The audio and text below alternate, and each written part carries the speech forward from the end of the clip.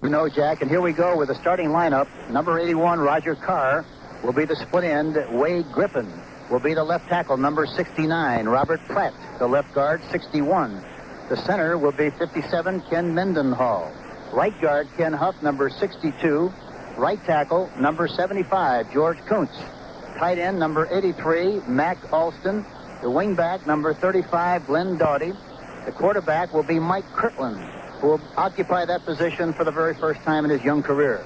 The running back will be Don McCauley, number 23, and the fullback will be number 48, Roosevelt Leaks. On defense, we'll have the left end, Fred Cook, number 72. The left tackle will be Mike Barnes. The right tackle, Joe Ehrman, number 76. The right end, John Dutton, number 78. The left linebacker, Darrell Luce. The middle linebacker, Ed Simonini. The right linebacker, Stan White, number 53. The left corner, Norm Thompson. The right corner, Doug Nettles, who is starting that position for the first time. Strong safety, Butch Laird. And free safety, Lyle Blackwood. And for the Dallas Cowboys, very shortly, will be coming onto the field here at Dallas. Their offense is anchored by Roger Staubach, and they have a new starter at the wide receiver position. Yes. Hill, the great young receiver from Stanford, number 80, will start at that position. The left tackle will be Pat Donovan, number 67. The left guard, Herbert Scott, 68. Center, John Fitzgerald, the oldest member of that offensive line, number 62. Right guard, Tom Rafferty, number 64. Right tackle, Andy Frederick, number 71. Tight end, 89, Billy Joe Dupre from Michigan State University. Wing back, Drew Pearson, number 88. Quarterback, Roger Staubach, number 12. And the running back, Tony Dorsett, number 33, along with fullback, Robert Newhouse, number 44. The defensive personality of this team, left end, Ed Too-Tall Jones, number 72. Left tackle, Jethro Pugh, number 75. Right tackle, Randy White, 54. Right end, Harvey Martin, number 79. Left linebacker, 56, Tom Henderson. Middle linebacker, Bob Brunig. The right linebacker, number 50, Dede Lewis. The left corner, number 31, Vinnie Barnes. The right cornerback, number 25, Aaron Kyle. Strong safety, 41, Charlie Waters. And the free safety, number 43, Cliff Harris. With regard to the Baltimore Colts, without Bert Jones and Lydell Mitchell tonight, the Colts are without 82% of their 1977 offense. In that last year, Jones passes for more than 2,600 yards, and he ran for 146.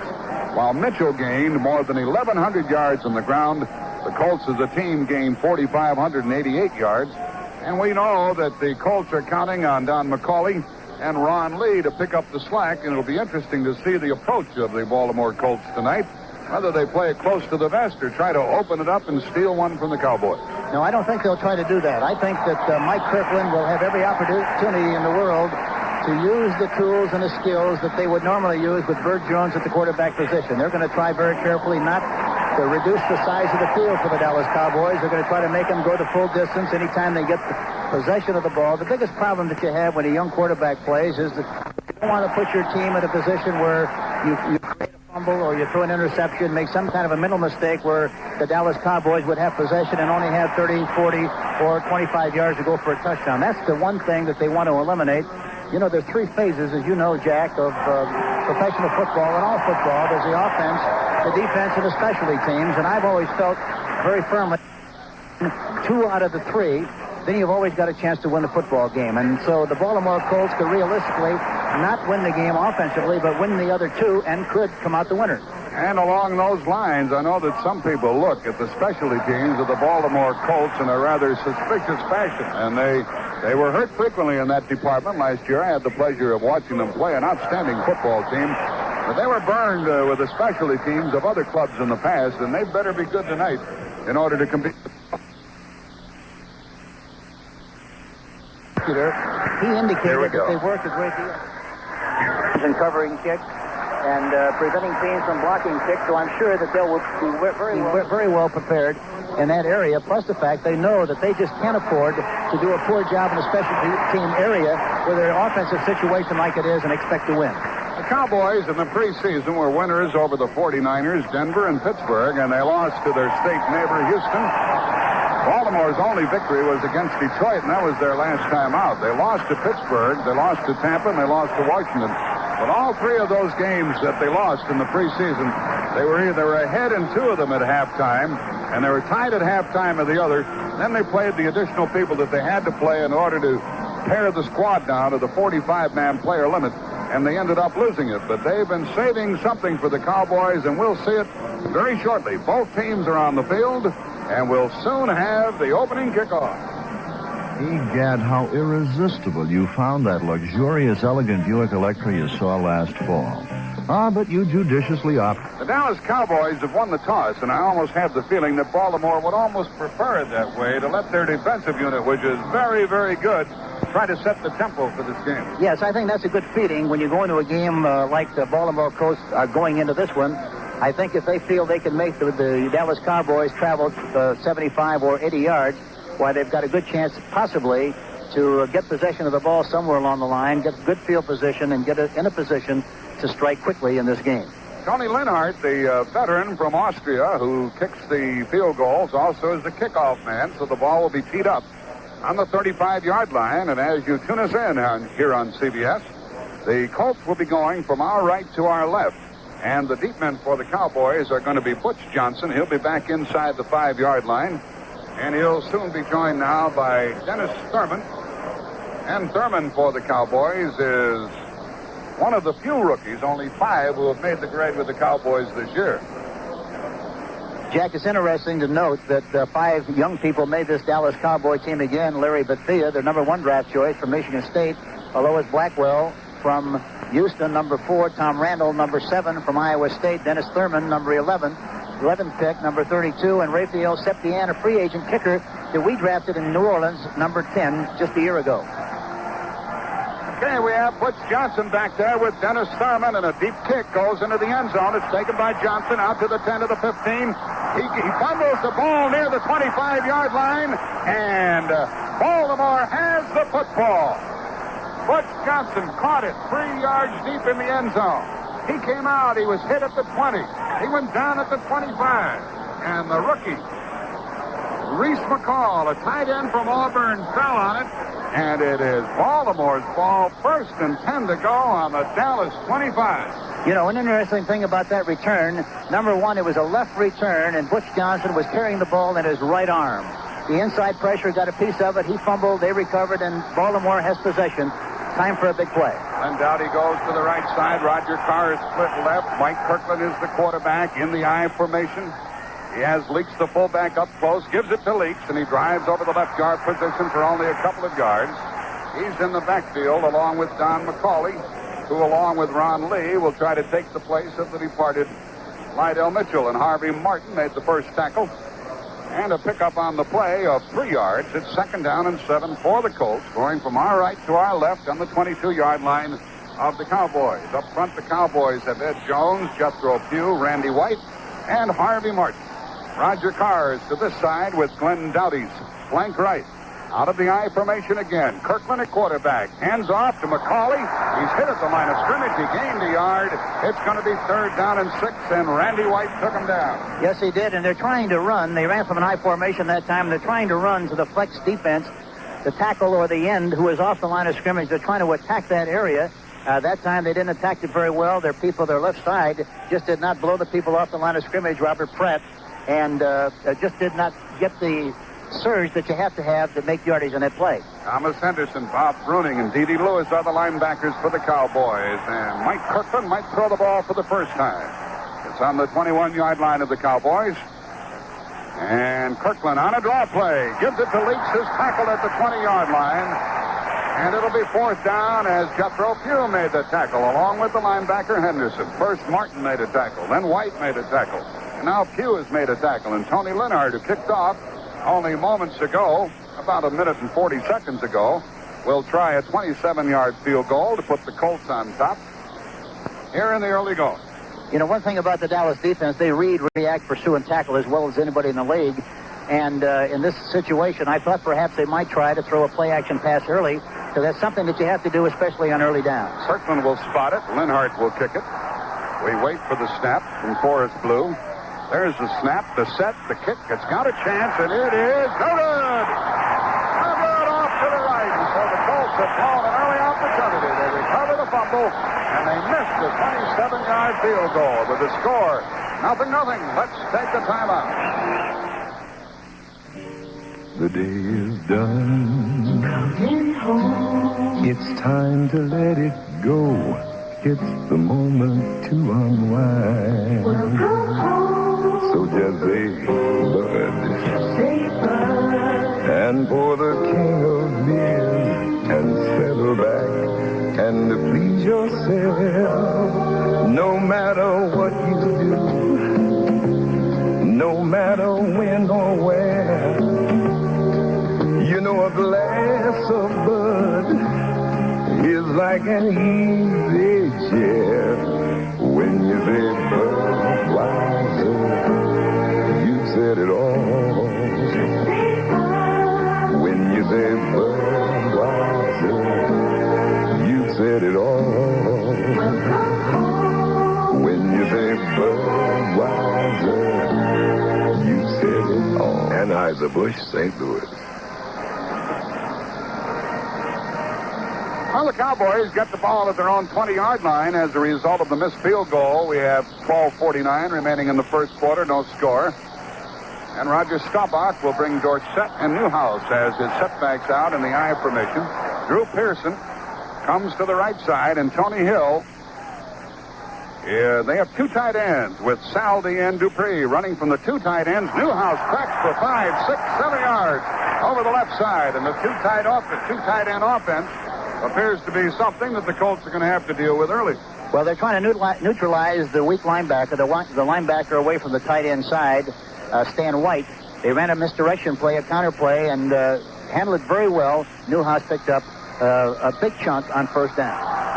And it is 2nd down and 3 as a result from the Dallas 27-yard line. In the I formation, this is Dorsett. Got outside, got a first down across the 30-yard line, and tackled in the vicinity of the 32. So the Cowboys get the first down of the night, moving across the 30-yard line. First Newhouse and then Dorsett. And that tackle was made by Doug Nettles, the cornerback. And a good tackle it was. The Cowboys will go from their own 31-yard line as they try to take it to him early. They have John Fitzgerald at the center spot with Scott and Lawless at the guards, Donovan and Frederick at the tackle positions, Dupree at the tight end along with Jay Saldi. Tony Hill is to the left and Drew Pearson is flanked to the right. It's first down from the 31, and Dorsett gets only about a yard as he was hit in a hurry by Joe Ehrman, who, by the way, overcame a broken hand during the preseason play to get back in the lineup for the Colts.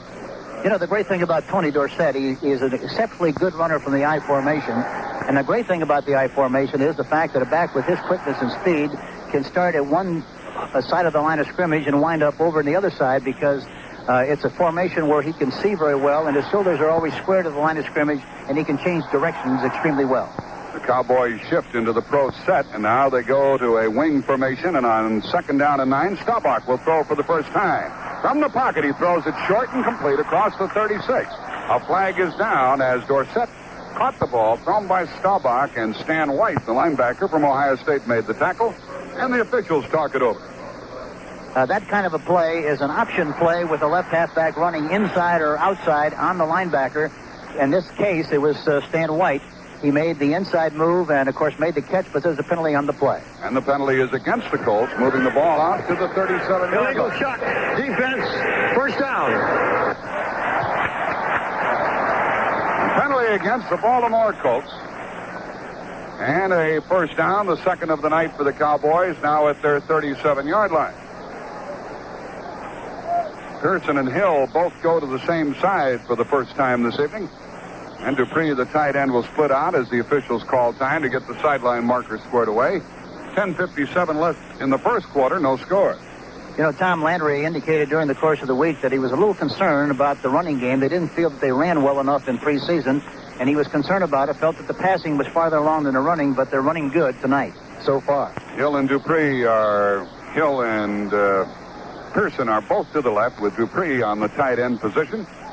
And they go into the wing T formation. The Cowboys shift, and on first down, the inside handoff to Newhouse, and he gets only a couple. These Colts are tough to run against, and it was John Dutton, the defensive end, who got to him first. This broadcast is presented by the authority of the Dallas Cowboys and the National Football League.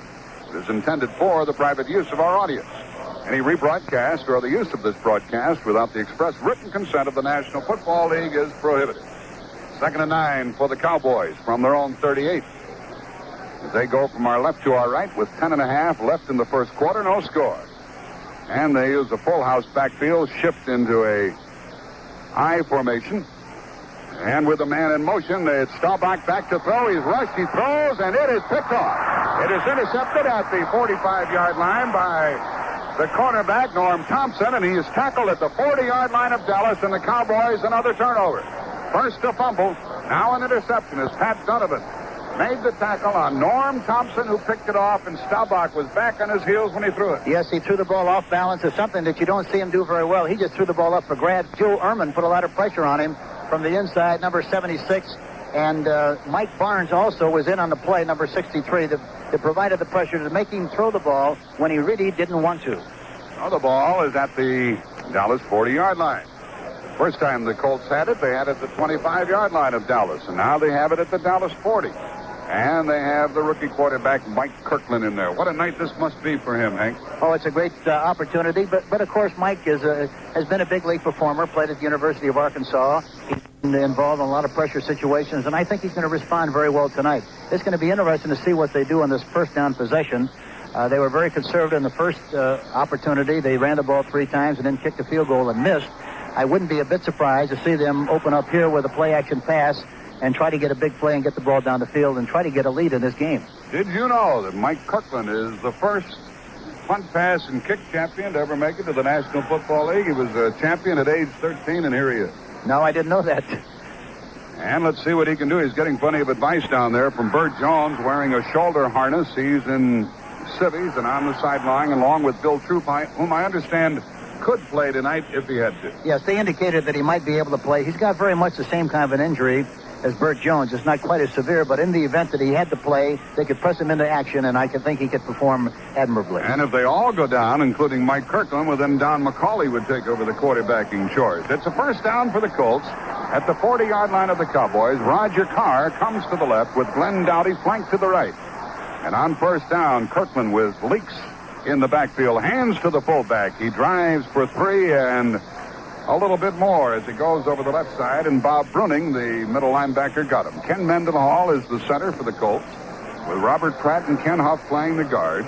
Wade Griffin at the left tackle and George Coons at the right tackle, and what a chore Wade Griffin has tonight. You know, it's interesting to note on that play, D.D. Lewis went over the split end, Roger Carr, number 81.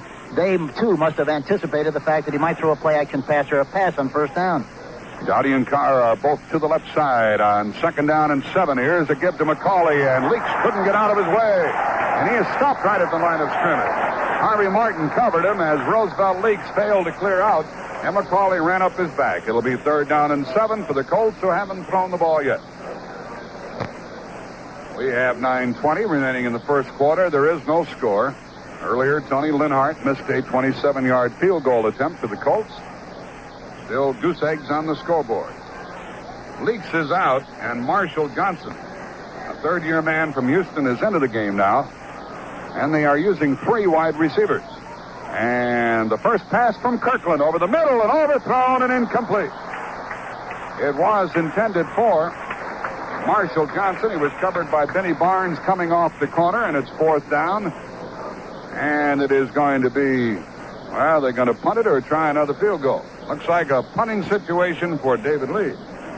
It's got to be a very depressing thing for a team like Baltimore to have the opportunity. I'm sure they went into the game thinking, boy, we've got to get a good break and get good field position. They've had it twice and couldn't capitalize on the opportunity that was presented. This has got to be demoralizing, and they've got to really hang in there tough and not get their dauber down if they hope to do a good job offensively the rest of the way. David Lee stands at midfield. Butch Johnson is the single safety. Lee will probably try to kick it out of bounds.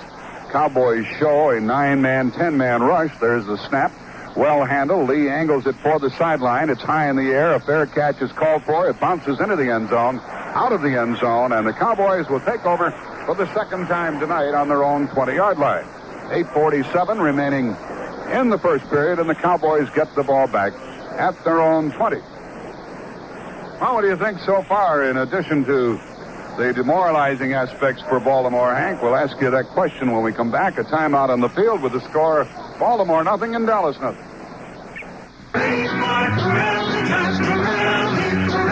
Capital Land, that's where. World-renowned Pirelli tires are now on sale at Capital Land Tire Mart in Latham on Route 9, just south of the Latham Circle. Capital Land Tire Mart is glad to play a part in bringing you CBS's National Football League schedule right from the start. Their tire sales and service mart grand opening isn't until Thursday, September 14th, but they're open right now and selling and mounting tires, wheel aligning, and performing all the tire specialty services that they think they're the very best at. If you come into Capital Land Tire Mart tomorrow or any day before the grand opening, they'll give you all that they're promising during the grand opening. Specials such as lube, oil, and filter for only $7.88, including 5 quarts of oil. So come on in now.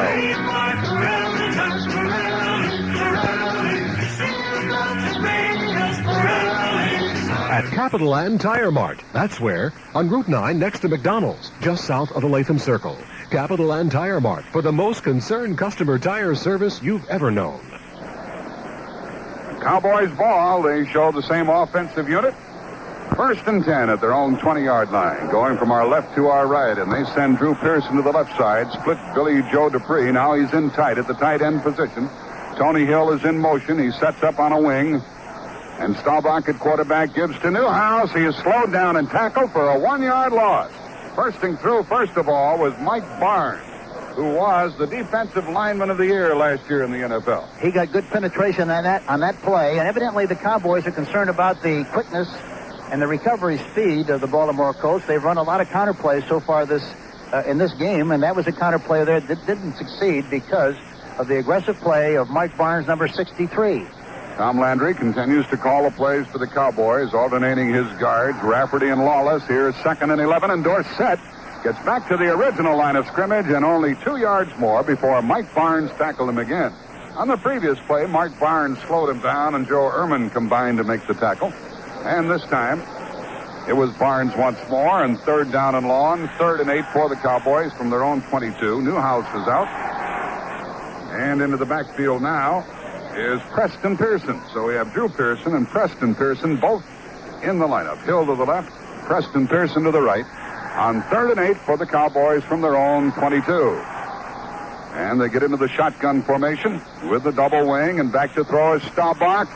He has a lot of time and dumps it off for a 1st down to Preston Pearson at the 35, to the 40, to the 42-yard line, and Pearson was all by himself, and the Cowboys get their second 1st down of the night, and Darrell Luce, the linebacker, finally caught up with it. Great illustration of great poise on the part of Roger Staubach. He was trying to hit the crossing pattern with his tight end coming across. He was covered, didn't see him, and as a result, he dumped the ball off to Preston Pearson, who last year, incidentally, caught 46 passes for 535 yards.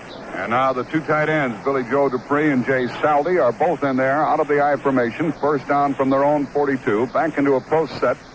And here is the give to Newhouse over the right side. Tackled. He got only about a yard. As he was tripped up right at the line of scrimmage, Darrell Luce, the linebacker, cracked in, and Fred Cook, the defensive end, wouldn't give ground. 2nd and 9 for Dallas from their own 43, and Tony Hill comes back in, and Jay Saldi goes out, and Dallas continues to try to confuse the defensive unit. They use a lot of variety offensively, as you know. Man in motion, they create formation, they double shift, and they try to create a moment of indecision, and they do a good job of it because they make people move around and jump around an awful lot. Tony Hill is back in there. The tailback, Dorsett, goes over the right side, gets the midfield, cuts it down to the 46-yard line of Baltimore for another 1st down. Dorsett slanting over the right side, using his blocking very well. Stopped by Thompson and Blackwood, but didn't he use that interference? Yes, he did, and Tom Rafferty did a good job along with Andrew Frederick. And Tony Hill did a good job of blocking on the cornerback and provided Tony Dorsett with the opportunity to pick up that nice gain and a 1st down. Well, that was a big burst for Dorsett down to the Baltimore 41, and the first time that the Cowboys have been into enemy territory. Dupree sets up on the left side. And both Pearson and Hill are to the right now for the Cowboys. First down at the 41-yard line. Motion by Pearson. And back to throw on first down, Staubach. Fake short, throws long. Hill cannot get there. Incomplete. Overthrown and out of bounds. And Staubach saw the danger there, threw it away, and he was decked when he unloaded. Norm Thompson was the primary coverage man. That was a bootleg. The backs went to Rogers' left, and, of course, Roger went to the right. He tried to hit Tony Hill on an up and outside move and then an up move, but he was covered very well, and, of course, Roger very wisely threw it over the top so it wouldn't be an interception. And Fred Cook got a whack in at Staubach, who ended up on the deck. It's second down and 10. This is when Tom Landry shows a lot of imagination. You think he's committed to a passing series, and he'll come up with something else, like the draw, for example. They're into the pro set. And on second down and 10, Staubach is back to throw. Rush, hit, throws the screen, incomplete. He wanted to get it to Newhouse, but the pressure from Cook was too much, and Staubach had to get rid of it. It'll be third down and 10. That was incredible. He was full speed, wasn't he? Oh, he really was. He looked like he was in the starting blocks and ready to come off the ball before the ball was snapped. Fred Cook, number 72, but he got in there so quickly that he couldn't even get the screen off. Andy Frederick tried to cut him, Hank Stram, and he missed him. He went right over the top of him. Well, they try to cut him too low, and that's what happens. If you try to throw too low on that defensive end, especially as agile as Cook is, he'll jump right over the top and still get to the quarterback. Preston Pearson is back in there as Robert Newhouse is out of the lineup, into the shotgun on third and 10 from the Baltimore 41. Staubach back to throw. Looks and throws over the middle, and it is caught. And it is going to be a first down inside the 30. And now let's see, a whistle brings it back. A whistle brings it back, but it still will be a first down at the Baltimore 31-yard line, and we'll check out what the officials saw to cause the play to be dead. Ray Oldham was in there and got a hand on the receiver, who was Preston Pearson once again. That time they had 5 backs in the game. Number 25, Ray Oldham, was covering man for man on Preston Pearson. He just went right down, drove him back, cut to the outside. The ball was right on the numbers, a beautifully thrown ball by Roger Staubach, but that's a great illustration. They had 3 receivers on the left side of the ball and 2 on the right side. A triple double wing formation, which was very effective. And now they do not give the Cowboys the forward progress that they thought they had. And it's going to be fourth down and about a foot. And looks like they're going to go for the first down attempt. Ray Oldham kicked the receiver, Preston Pearson, in the back inadvertently. But any touching when the man is down means that the play is dead. So they're going to go for it with Newhouse and Dorsett and the 2 tight ends in there. The Cowboys need less than a yard from the 36 of Baltimore. First down. A flag is down. Newhouse gets to the 30. That'll be a first down unless the infraction was against the Cowboys, and I do not believe it was. No, I don't think it was. I think it was against the Baltimore Colts. Roger evidently changed the rhythm of the count or changed the inflection in his voice, and it made them jump. And, of course, they got a cheap first down, and now it's first and 10 on the 30. Penalty is going to be declined. Forward progress will be taken to the 30-yard line of the Colts. And the Cowboys, though sputtering a little bit, are on the move. 5.5 left in the first quarter, no score. Wouldn't be a bit surprised to see him throw some kind of a play-action pass on this first down in this particular area of the field. Hill and Pearson are both to the left side. Now Hill comes in motion back to the right. I formation, a give to Dorsett. He's trying to get outside. He is in trouble, cuts it back, gains a couple of yards, and made a pretty good run out of it. Brought down by Fred Cook, who came from the other side of the field. That was another counterplay, this time from the I formation, and the defensive unit of the Baltimore Colts played it extremely well. Dorsett made it on his own, got down to the 27-yard line of the Colts, where it'll be second down and 7 with 5 minutes left in the quarter. Sanders Shiver is in. Darrell Luce out at the left linebacker spot for the Colts, who show the normal 4-3 defense. They're showing actually a 6-man front, but then the linebackers drop off. On second down and 6, Staubach gives the ball to Dorsett and an end around to Tony Hill. He throws the ball, and it is incomplete in the end zone. Incomplete. Darn near a Dallas touchdown. As Billy Joe Dupree went diving for it down there, Drew Pearson right at the end line almost caught that ball. Laird and Nettles were both covering. And Dallas almost made the pass play from the flanker position pay off. Yes, they use a lot of gimmick plays, and that's why I alluded to that a minute ago. I thought maybe they would do something like that on first down, but they like reverses, they like screens, they like quick screens. A lot of people on their football team can throw the option pass. There was an illustration of Tony Hill throwing it, and they almost got away with a touchdown. Preston Pearson is back in the lineup for the Cowboys, who go into the shotgun formation on 3rd down and 6 from the 26 of Baltimore. Staubach back to throw, looks and throws, and it is caught for a first down at the 11-yard line. A brilliant catch by Drew Pearson, who was undressed by Norm Thompson, but held the ball, and Drew Pearson is not going to get up right away. We're coming down 4:16 remaining in the first quarter. Pearson is up on his feet. He's okay. And there is a timeout. And with a timeout and the score, Dallas nothing, Baltimore nothing. Let's take this moment. They called the comet Lucifer's hammer. At first, the chances that it would hit Earth head-on were 1 in a million, then 1 in 1,000, then 1 in 100, and then it was the end of civilization as we know it, and a terrifying beginning for the men and women who survived. Lucifer's Hammer, a novel by Larry Niven and Jerry Pournelle, now in paperback from Fawcett. Lucifer's Hammer. It's hitting your bookstore now. Thanks, Stram and Jack Buck with you from Dallas. The Cowboys had a first down at the 15-yard line of the Baltimore Colts. Dorsett carried down to the 12, and it's 2nd down and 7 coming up. Hill goes to the left, Drew Pearson to the right. The 2 tight ends are in there, Dupree and Saldi. Now Butch Johnson is a wide receiver. Here's a give to Newhouse on a slant inside the 10. Drives to the 5. He is close to a first down. It is a first down. For the Cowboys, it'll be 1st and goal to go, Mr. Stram. They had a double tight, a double wing formation with only one back in the backfield, Bobby Newhouse, number 44. They ran an off-tackle play to the left with Herbert Scott pulling on the defensive linebacker, Stan White. The tight end did a good job of blocking down. They had a good cavity, and as a result, they're down to the 5-yard line. A big play and a good game. Cowboys started from their own 20-yard line after David Lee booted it into the end zone. They've gone 75. It's 1st and goal at the 5-yard line.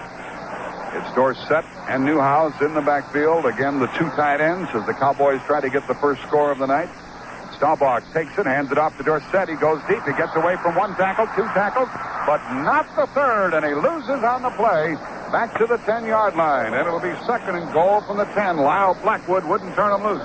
That play was designed initially to go inside, kind of an off-tackle play, but it was plugged. So Tony Dorsett ran outside and, of course, wasn't able to break the turn. Number 44, Blackwood, made the play. Newhouse and Dorsett are the setbacks. We have 1:45 remaining in the first quarter, no score. Hill goes to the left. Drew Pearson to the right side. 2 tight ends, Saldi and Dupree. Staubach back to throw. Jumps and throws a screen. It's caught by Newhouse. He's back to the 5, to the 4, to the 1-yard line, and covered there. It'll be 3rd and goal from the 1, and Newhouse showing tremendous talent. Made an excellent play on the screen. He's built very low to the ground, as you know, and terrific balance. And he got that strictly on his own because they got a shot at him. But it was Laird who tripped him up, yes. Hank, and then he was covered by Simonini, the middle linebacker. Yes, but Bruce Laird made the tackle, number 40. Oh, it's 3rd and goal from the 1. Started out 1st and goal from the 5. Newhouse and Dorsett in the backfield. Staubach on 3rd down. Takes the snap and keeps the ball and throws, and it is incomplete as the would-be receiver stumbled and fell in the end zone. And are the Cowboys going to try, gamble on 4th down, or go for 3?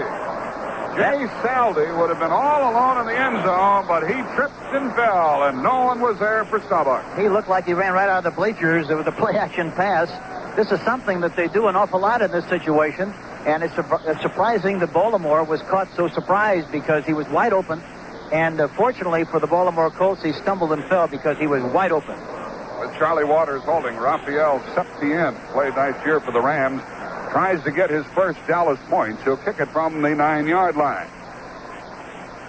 The snap is good. The set is good. The kick is good. No good. Septien misses. They call it a chip shot. It's never easy, but he missed from 9 yards away. A pause in the action, and let's take time out.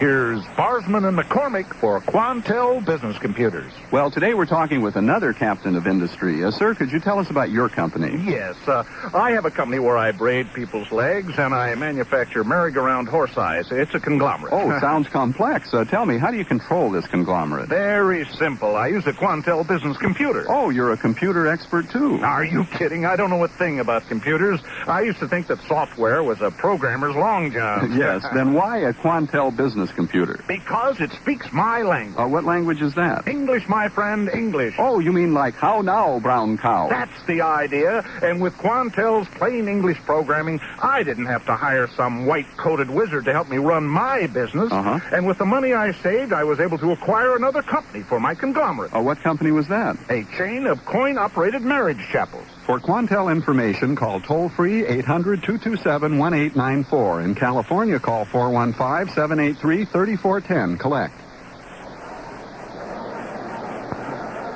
36 seconds remaining in the first quarter here, and no score. What about Septien on that last kick, Hank? Well, we drafted him number 10 when I was in New Orleans 2 years ago. He's got a great leg, but he has a tendency to try to kick easy in the scoring area. Instead of attacking the ball, he kind of tries to chip it. That was a good illustration of it. He tried to pop it up, and he brought his head up a little bit too soon. As a result, he missed a kick. Dallas went 79 yards, kept the ball for more than 8 minutes, but came up short. And now Mike Kirkland at quarterback gives to his running back. Roosevelt leaks the fullback off the right side, and he got one, and Bob Bruning stopped him there. They give him forward progress out to the 22-yard line. And incredibly, it would appear we're going to have a scoreless first quarter here in Dallas, with the Cowboys having gone in as a top-heavy favorite in this game. But they've made 2 turnovers, and they've missed a field goal. And that could help the Baltimore Colts an awful lot, because I'm sure they felt badly about the fact they blew 2 scoring opportunities themselves. Now they have possession. The score is still 0-0. Dowdy is to the left. Roger Carr is flanked right. And here's a give to the second man through, and that's the tailback, Don McCauley.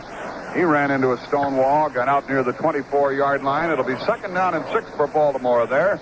The gun sounds, the end of the first quarter, with the score Baltimore nothing and Dallas nothing. Somehow you fought the temptation to buy a new Buick Century until now, because you figured that along about this time, your Buick dealer just might be as anxious to talk to you as you are to get a Century. Well, you shrewd rascal, you were right. Which means you and that Century can get together now with a deal that may surprise you. Buick Century. Yes, you can. At your Buick dealers. Yes, you can. Yes, you can.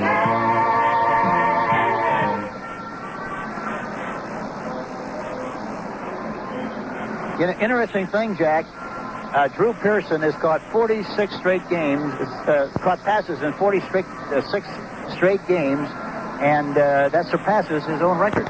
Really an accomplishment for this great receiver, Drew Pearson. He paid for the one he caught tonight, didn't he? Yes, he did. He certainly did, but he bounced right back up. He came right back into the ball game. But he's tough, and he makes catches inside, outside, going away. And that's what makes him such a premier receiver in the National Football League. This game started with Butch Johnson fumbling the opening kickoff. It was covered by Reese McCall, the rookie of Baltimore. The Colts couldn't move it. Tony Linhart missed the 27-yard field goal attempt. And there was an interception by Norm Thompson with 10 minutes left in the quarter. That stopped the Dallas drive. Then Dallas went 79 yards, kept the ball for 8 minutes and 11 seconds, and Raphael Septien missed a 9-yard field goal. Hence, we're scoreless going into the second quarter. You know, an interesting thing, time possession-wise, Jack, Dallas has had it for 11 minutes and 51 seconds. Baltimore 3 and 9 seconds. And the score is still remarkable, just a remarkable stat, 0-0. Roosevelt Leaks goes out, and Marshall Johnson is the other running back with Don McCauley now for the Colts. On 3rd down and 7, and here is a give to McCauley. He almost broke the play, but he was tackled and got only to the 25, and David Lee will have to kick it again. Aaron Kyle came up from the corner. He was so sure that Kirkland wasn't going to throw the ball that he stuck his nose in the backfield and made the tackle. Yes, they come up a lot more aggressively because they know that the Baltimore Colts team seemingly is going to play it very close to the vest, very conservative. And Baltimore so far is 0 for 3 on third down conversions. David Lee stands at the 10. He'll kick it from about the 15, and Butch Johnson is the single safety inside his 35-yard line.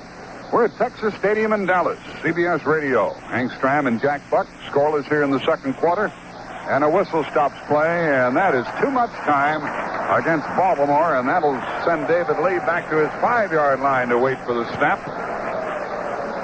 And it'll make it fourth down and about 12. Interesting, Dallas jumps around an awful lot on punting situations. They want to create problems as far as blocking responsibilities are concerned. Evidently, they created a problem that time, and too much delay, and they get a 5-yard penalty. Play of game costs the Colts 5. So David Lee stands at his 5. He'll kick it away from the 10. Butch Johnson moves up to his 40. There's the snap. Not much pressure.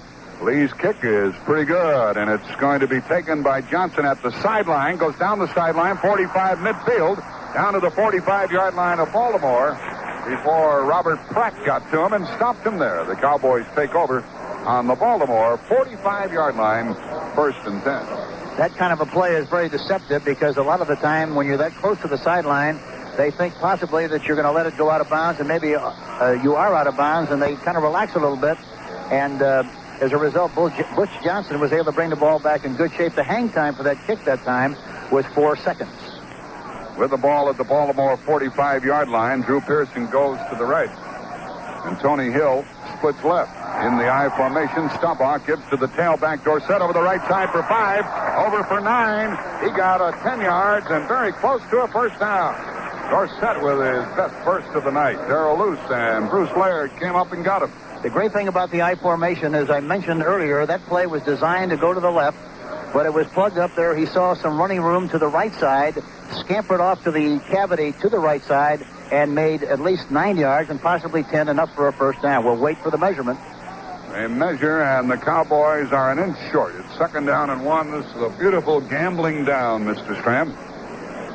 Yes, it is, and of course the Baltimore Colts know that too, so it's going to be interesting to see what they'll do and how they respond, and whether Roger Staubach will try something big on this waste down of second and 1.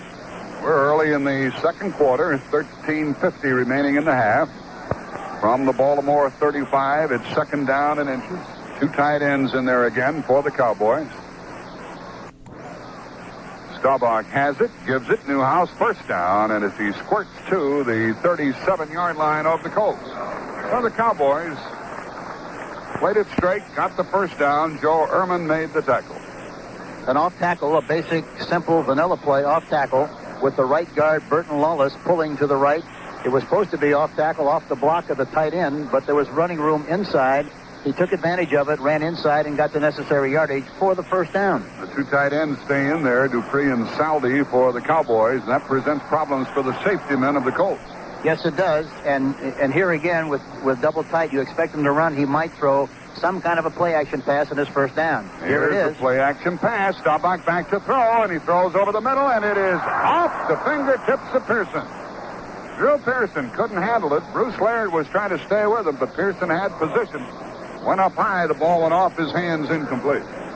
And he got some pressure on the inside from Joe Ehrman, but it was a good ploy that time. They tried to create the impression they were going to try to stick the ball in from that double tight end formation, but threw a play-action pass on first down. It would have been a good completion. He just didn't catch it. And the pass was just a bit overthrown. Thrown high. It's second down and 10 from the Baltimore 32. Tony Hill is back in there as Saldi is out. Drew Pearson comes left with Hill to the right. Second down and 10. Dupree, the tight end. Staubach straight back. And a screen pass caught by Newhouse, tackled for a loss on the play.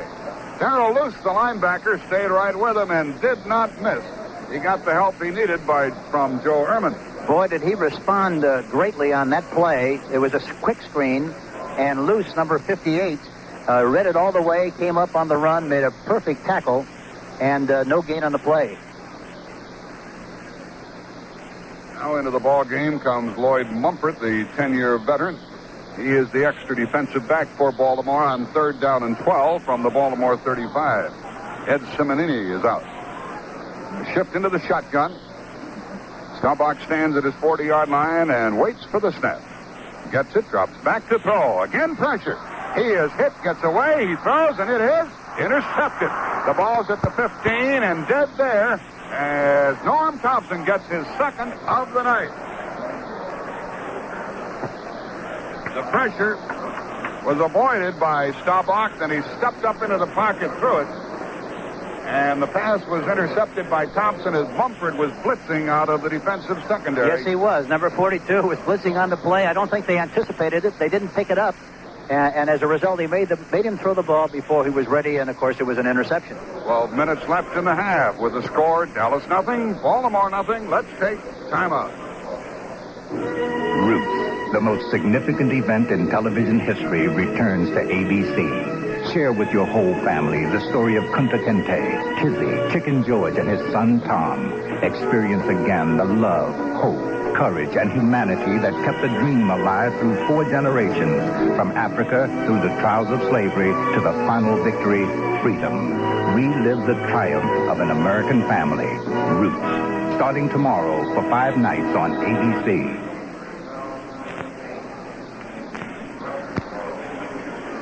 We have 12:01 remaining in the half, and we just witnessed the 3rd Dallas turnover of the evening, 2 interceptions and a fumble. I'm corrected. Earlier I was talking about a miss by Tony Linhart on a field goal attempt. It was 37 yards, not 27. Then the field goal missed by Septien was of 19 yards. And now the Colts get it at their own 15. First down. Another interesting stat. Baltimore is without a first down so far in the contest. Mike Kirkland at the quarterback spot. He has Marshall Johnson in the backfield with him, along with Don McCauley. Glenn Doughty goes in motion. Here's a pitch to McCauley. Couldn't get the block and gained only a yard. Well, there was nothing there for him. Couldn't clear out of the line. Whoever had to pull and get out in front of him just wasn't there. No, it looked like they put up a fence as he tried to get outside. And interesting enough, there was a first time in this game that Baltimore has tried to run anything other than something inside between the tackles. They tried to get outside, but they didn't succeed in getting any kind of a sizable gain. I'll remind you that the Colts are playing without Burt Jones. Bill Troop is available, but Mike Kirkland is the quarterback and has been all evening. Glenn Doughty flanks to the right. Roger Carr splits left.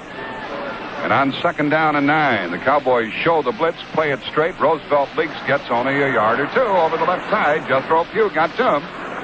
They're playing a little stunting game as Pugh came from the left side to the right, and he wrapped up Roosevelt Leaks. The other interesting thing, they were in the flex that time, and the defensive end, Harvey Martin, number 79, was off the line of scrimmage. And this is where they like to run. They like to get a good push with their left tackle, Wade Griffin, on Harvey Martin, but they didn't do it that time, and, of course, didn't make any kind of yardage. Ball's at the 18-yard line of the Colts, and Randy Hughes and Mark Washington are both in there as extra defensive backs. Kirkland on 3rd down and 7 is back to throw. Looks to the right, a screen pass, and it's going to go for a first down. McCauley caught it. A flag is down. So is McCauley across the 30-yard line. Charlie Waters made the tackle. And evidently there was some kind of an infraction back in the backfield, and it's going to be against Baltimore. That's going to nullify their first down of the night. Yes, that was a quick screen to the right side, and Tom Henderson evidently was penalized, was blocked improperly on the play, and he brought it to the attention of the official. However, he saw it anyhow, and there's a penalty on the play. And we'll pick up the call from the referee, Jim Tunney, after he sets the ball and marks off the yardage against Baltimore, which will put the ball back at the 9-yard line of the Colts. Illegal use of the hands, offense number 75 during the run. Half the distance of the goal line, 3rd down still. George Coons of the Baltimore Colts was caught holding back there as he was pass blocking on the screen, which went but then was nullified. And so it is 3rd down and 15 from the Baltimore 10. Hughes and Washington stay in there as extra defensive backs. Marshall Johnson's in the backfield for Baltimore. He and Don McCauley. The give to McCauley over the left side. Gets across the 15 to the 20. Not enough for a first down. Tackled at the 21 by Cliff Harris, and the Colts will have to kick it away. Another punt coming up by David Lee. 10:21 remaining in the first half.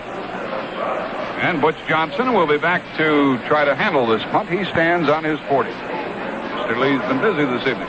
Yes, he has. They're doing a lot of work on their specialty teams tonight, especially their punting game, but they're still in this game.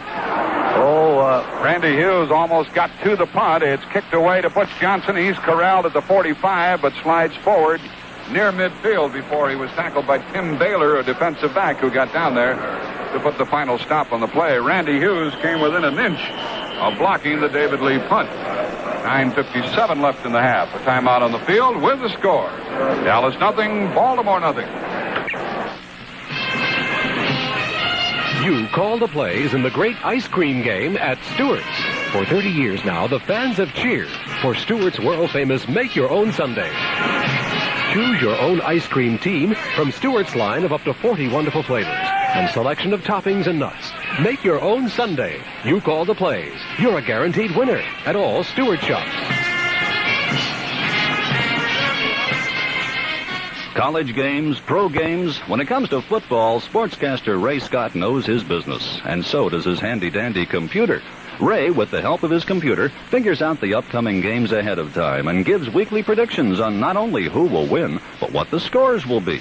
Pitch yourself against Ray and his computer. It's fun. Computer Kickoff, every Thursday, Friday, and Saturday. It's on the air 8 times each Thursday through Saturday on WROW, so keep listening. See if you can outguess the computer.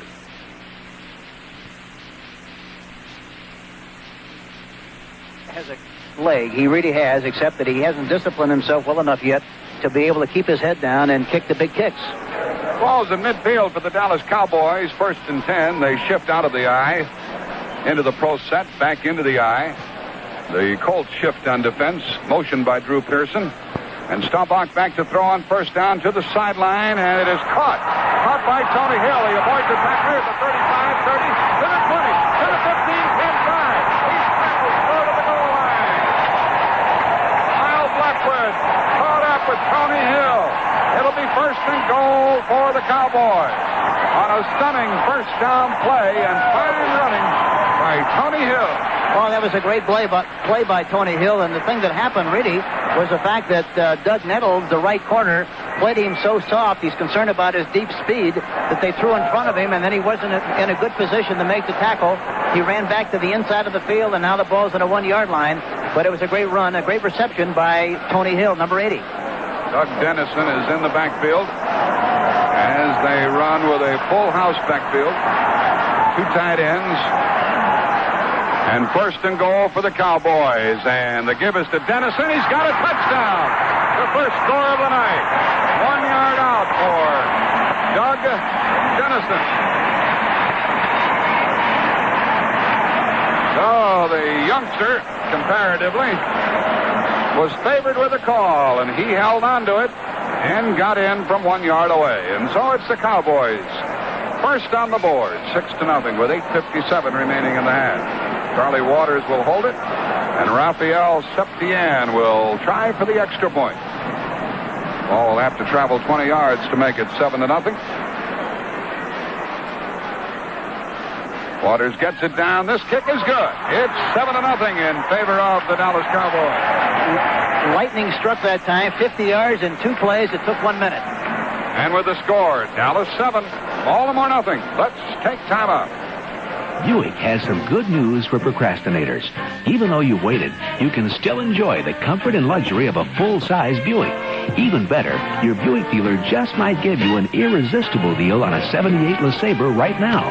But do hurry, because a lot of other procrastinators have been waiting for this kind of news, too. Buick LeSabre. Yes, you can at your Buick dealers. Yes, you can. Yes, you can.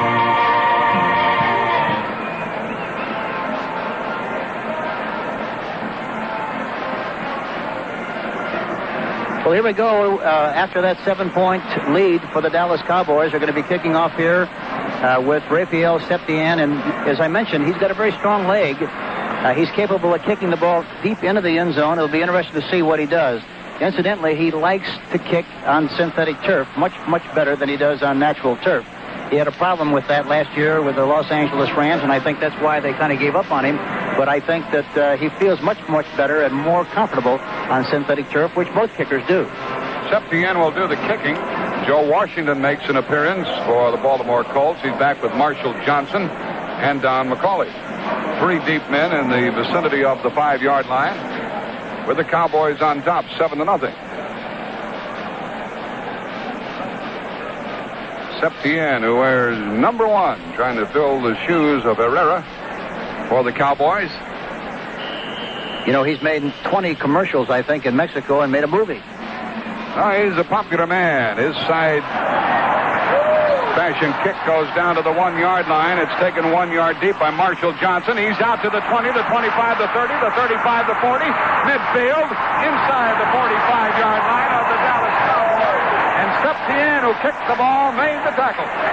Another illustration, you see, he made a great run, really a great run, but he had the ball in his right arm again, you see, and had he had it in the left arm away from pressure, he could have used it to ward off Septien and might have gone all the way, but it's a great illustration of how important it is for these young backs and young people to carry the ball away from pressure along the sideline. Marshall Johnson really did a job showing his speed. He's a 3rd-year man from Houston, 6'1" and 195 pounds. He flew down to the Dallas 44-yard line, and the Colts have a chance to move the ball. Glenn Doughty is wide along with Roger Carr. McCauley and Leaks are in the backfield. Back to throw is Kirkland. His pass is incomplete. Intended for Doughty on a slant-in pattern, and he was covered by Benny Barnes on the corner. CBS Radio Sports brings you the excitement of the American League playoffs beginning Tuesday, October 3rd at 8:15 Eastern Time, and the National League playoffs beginning Wednesday, October 4th at 8:15 Eastern Time. So be sure to be listening here on most of these CBS stations. Dallas guessed right on that last play. They doubled the outside receiver, D.D. Lewis. Lewis went over to double cover Roger Carr on the split inside. They rotated to the strong side, and I'm surprised they threw the ball into coverage. Doughty and Carr are the wide receivers once again. Mike Kirkland on 2nd down has Doughty in motion. He tosses it to McCauley. McCauley gets a block, moves down to the 40, moves down to the 37-yard line, and it'll be 3rd down and about 4 coming up. Bob Bruning made that tackle. Let's pause 5 seconds for stations to identify themselves on the CBS Radio Network. WROW Albany. 3rd and 4 for Baltimore. They've moved to the 37-yard line of the Cowboys, and they have Marshall Johnson in there as a setback. Glenn Doughty, number 35, made a fine block above the waist on Tom Henderson, and that's why that play was successful. And McCauley took it to the 37-yard line. Kirkland now has to move 4 yards, trying to get the first down of the night for the Colts. As McCauley is the lone setback, he's back to throw. Kirkland passes over the head of the would-be receiver Marshall Johnson. So it's 4th down for Baltimore, and Kirkland has not been on target. You know, the only thing they've done so far, really, from a passing standpoint, is try to throw the ball inside on slants. They haven't really tried to throw the ball outside at all. The defensive backs of the Dallas Cowboys are playing somewhat loose, and we can look for, as we go along in the game, maybe the possibility of throwing outside instead of just throwing inside, which is all they've done so far from a double wing formation. And Mike Kirkland, the quarterback of the Colts, is 1 for 4 for 1 yard. Here's the punt by David Lee, angling for the sideline. He's got a pretty good chance of getting it. It's out of bounds at the 2-yard line of the Dallas Cowboys. David Lee from Shreveport, Louisiana, puts the Cowboys back to their own goal. You know, Jack Buck, it's interesting to note here that he's a right-footed kicker, and he's kicking the ball to his left, which is very important to do, because if you kick the ball to your left when you're a right-footed kicker and you squib the ball, it's slanted off the right side of your foot, it's going to go right down the middle, and you still got a chance to make a big play. If you try to kick it to the right and you shank it, it's out of bounds after going about 10 yards. Exactly right. So it's very intelligent for him to try to kick the ball to his left, and he did a great job in that situation. They marked the ball right outside the Dallas 1-yard line. We'll call it the 1. 7:40 left in the half, and the Cowboys have turned the ball over 3 times tonight. Canilla Ford and a poor ball handling down here. Newhouse and Dorsett are in the backfield with Dorsett on a wing. They shift into a pro set as Staubach is a quarterback. And on 1st down, he's back to throw. He throws it out to Dorsett. He's at the 5. He is tackled at the 10-yard line. A play-action pass, very well conceived play, faking inside and then throwing into the left flat. A very high percentage play, the ball being thrown to Tony Dorsett. And the tackle was made by Doug Nettles. And that takes the Cowboys out to the point where they have some operating room from their 10-yard line. It is 2nd down and 1. Pearson goes to the right. Tony Hill to the left. I wouldn't be a bit surprised to see him throw again on this 2nd and 1 situation from this part of the field. Baltimore with that good rush of theirs. Here's a handoff and a loss on the play. And good defensive play by Mike Barnes once again. And he has distinguished himself tonight as he got in and wrapped up Dorsett as soon as he got the ball. That defensive line of the Baltimore Colts is very impressive. John Dutton, Joe Orman, Mike Barnes, and Fred Cook. They're big and they're strong, and they really make you earn every inch that you get. Incidentally, Roger Staubach is 7 of 13 for 102 yards, no touchdowns, and 2 interceptions. Stan White is out of the lineup at that right linebacker spot, and Sanders Shiver is in there replacing him for Baltimore. We'll learn more about the injury. Here is 3rd down and 4.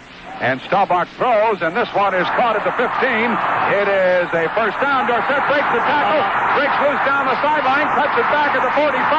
He's going to score a touchdown. He's to the 40. He's got a big escort. He gets outside to the sideline. He cruises into the end zone. And Dallas has their 2nd score of the night. Dorsett this time. Boy, you talk about an incredible play. Staubach back to throw.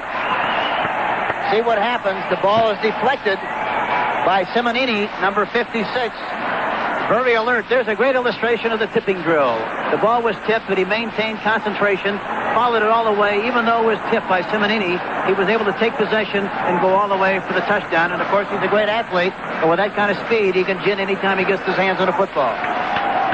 The linebacker we had just mentioned, Sanders Shiver, missed a tackle at about the 30-yard line, and after that it was goodbye. Septien tries to make it 14-0. The ball is spotted by Waters. It is good, and it's 14-0.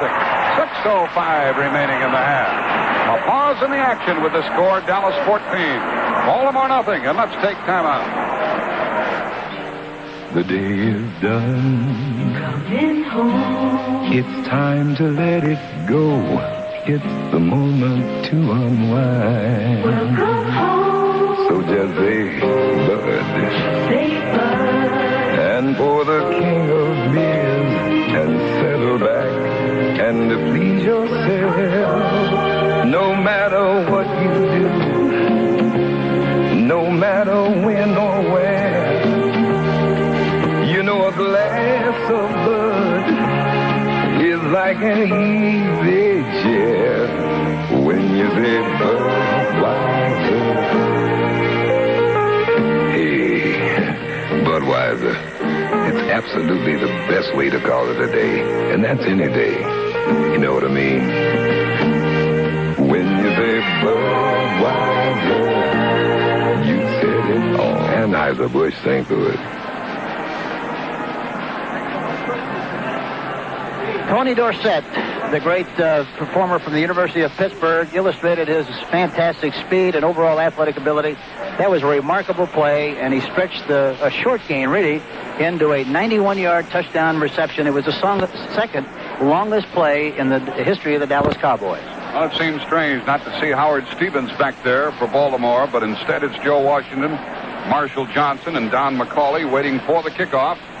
As the Colts trail by the score of 14-0, 6:05 left in the half. Septien thumps it, and this ball will be taken by McCauley on the 5. He's to the 10, going down the left side, to the 15, to the 20, to the 25-yard line, and down short of the 30. So Mike Kirkland and company will have a long way to go. The Dallas tackle was made by Jay Saldi along with Guy Brown, tight end and linebacker, respectively. Interesting on kickoff returns, you normally, every team has 3 returns, a right, a middle, and a left return, and sometimes you might call for a right return, but if the ball is kicked to the left, you'd automatically bring it back on the left side. I thought that time the play was designed initially to go up the middle, but the ball was kicked to the left, and he ran it to the left very wisely. The ball is at the 29-yard line. Glenn Dowdy is to the right, Roger Carr to the left. First down for the Colts. Kirkland at quarterback gives to McCauley over the left side, and he got only a couple. His forward progress might have given him 3 yards, but the Colts are very conservative at this point. Thanks, Stram. Yeah, they have to do something. They have to try to make something happen, being behind in the ball game by 14 points.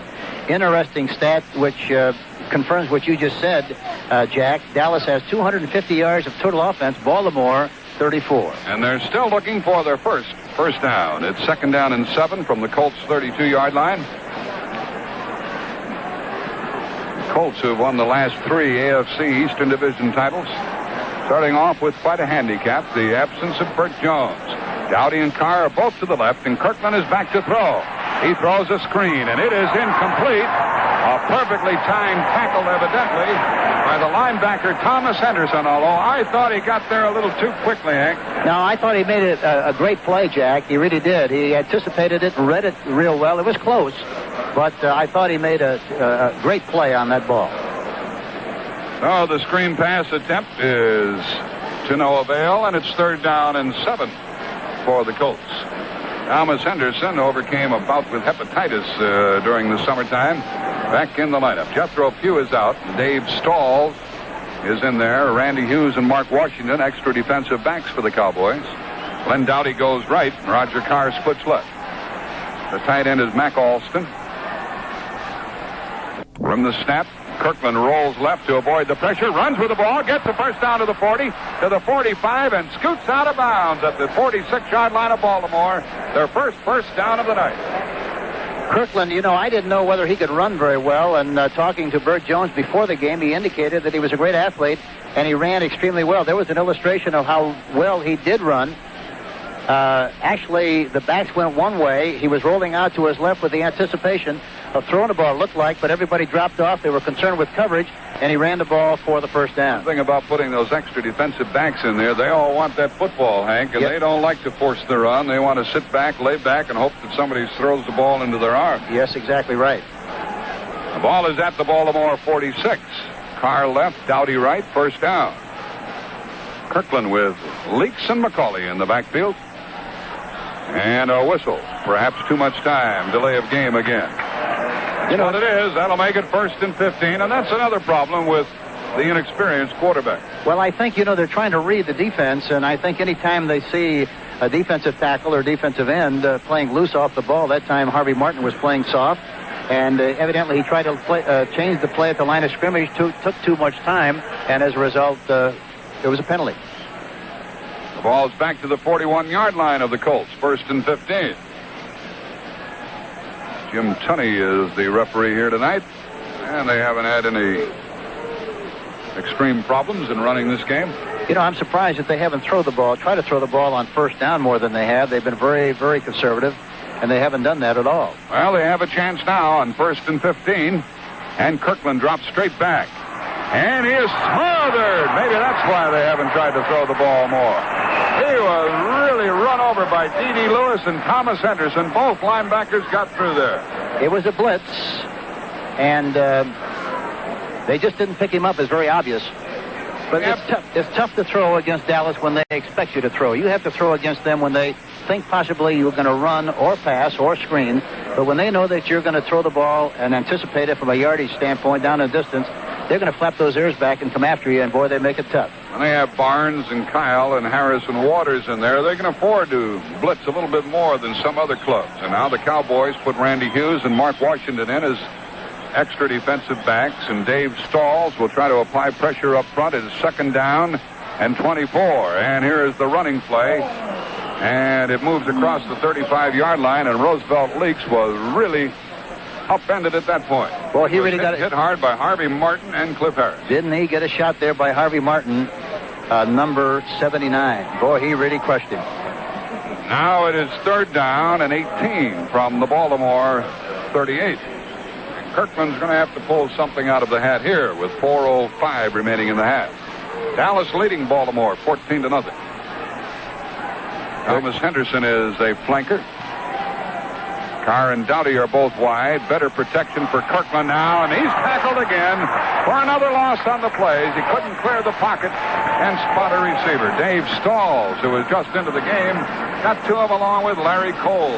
And the defensive backs really did a good job of covering the receivers. There wasn't anybody open. He just didn't have a chance to throw the ball because everybody was covered, plus the fact that he got the leakage inside. Well, it's punting time again for David Lee, who's been the busiest person here tonight. And Butch Johnson stands back at his 25-yard line, waiting for this punt. Pressure by the Cowboys. Lee gets it away. It's a dandy kick with good hang time. Drives Johnson back to the 19.